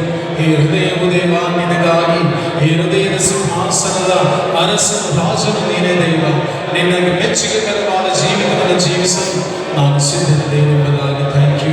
Thank you Jesus. Hallelujah, hallelujah. ರಬ ಶಬ ರಬ ಲಭ ಮಮ ಶಂದರ ಬಲಿಬ ಉಲ್ಲಭ ರಂದರಿ ಹಿರದ ರಬ. Thank you Jesus. Father, I command in Jesus' mighty name, ನಜರೇತಿನ ಪ್ರಭು ಯೇಸುವಿನ ನಾಮದಲ್ಲಿ ಈ ಮಕ್ಕಳ ಜೀವನದಲ್ಲಿ ಮಾನಸಿಕವಾಗಿ, ದೈಹಿಕವಾಗಿ ಬಳಸುತ್ತಿರುವಂಥ ಎಲ್ಲ ರೋಗಗ್ರಸ್ತ ಮನಸ್ಸು ಯೇಸುವಿನ ನಾಮದಲ್ಲಿ, ಪ್ರಭು ಯೇಸುವಿನ ರಕ್ತದಲ್ಲಿ ತೊಳೆದು ಶುದ್ಧೀಕರಿಸಲ್ಪಟ್ಟು ಈ ನಿಮಿಷದಲ್ಲಿ ಜೀವಿತದಲ್ಲಿ ನಿನ್ನ ಜೀವವು, ನಿನ್ನ ಸಮಾಧಾನವು ಹರಿಯುವಂಥದ್ದಕ್ಕಾಗಿ ಸ್ತೋತ್ರ. Father, I declare your healing, Lord. ನಿನ್ನ ಅಭಿಷೇಕವನ್ನು ಮಕ್ಕಳ ಮೇಲೆ ಬಿಡುಗಡೆ ಮಾಡ್ತಾ ಇದ್ದಾನೆ. ಈ ನಿಮಿಷದಲ್ಲಿ ಇವರ ಜೀವನದಲ್ಲಿ ಬಂಧನಗಳು, ಇವರ ಜೀವನದಲ್ಲಿ ಎಲ್ಲ ದುರಾತ್ಮನ ಕಾರ್ಯಗಳು ಯೇಸುವಿನ ನಾಮದಲ್ಲಿ ಶಪಿಸಲ್ಪಟ್ಟು ದೇವ ನಿನ್ನ ಆಶೀರ್ವಾದವು, ನಿನ್ನ ಆರೋಗ್ಯವು, ನಿನ್ನ ಸಮಾಧಾನವು ಇವರ ಮೇಲೆ, ಇವರ ಕುಟುಂಬದ ಮೇಲೆ ನೆಲೆಸಿರುವುದಕ್ಕಾಗಿ ಕೋಟಿ ಕೋಟಿ ಸ್ತೋತ್ರ ಸ್ವಾಮಿ, ಕೋಟಿ ಕೋಟಿ ಸ್ತೋತ್ರ. ಹಾಲೆಲೂಯಾ. Thank you Jesus. ಪ್ರಾರ್ಥನೆ ವಿಶೇಷವಾಗಿ ಅಂತರ್ಯವನ್ನು ಮೆಚ್ಚುವುದಲ್ಲದೆ ಹೃದಯ ಸ್ಥಿತಿಗತಿಗಳನ್ನು ನೋಡಿ ಪ್ರತಿಫಲವನ್ನು ನೀಡುವ ಆತನೇ, ಅಂದು ಚಕ್ರಾನ ಹೃದಯವನ್ನು ಕಂಡು ತಂಗಿದ ಆತನೇ, ಇಂದು ನನ್ನಲ್ಲಿ ನೆಲೆಸಿರುವ ಆತ ಪ್ರಭು ಯೇಸುವೇ, ನಾನು ನಿಮ್ಮಂತೆಯೇ ಲೋಕದಲ್ಲಿ ಜೀವಿಸು, ನಾನು ಸಾಕ್ಷಿಯ ಮಗನು ಮಗಳಾಗಿ ಜೀವಿಸಲು ನಿಮ್ಮ ಆತ್ಮರನ್ನೇ ನಮಗೆ ಅನುಗ್ರಹಿಸಿದ್ದಕ್ಕಾಗಿ ಸ್ತೋತ್ರ ಸ್ವಾಮಿ.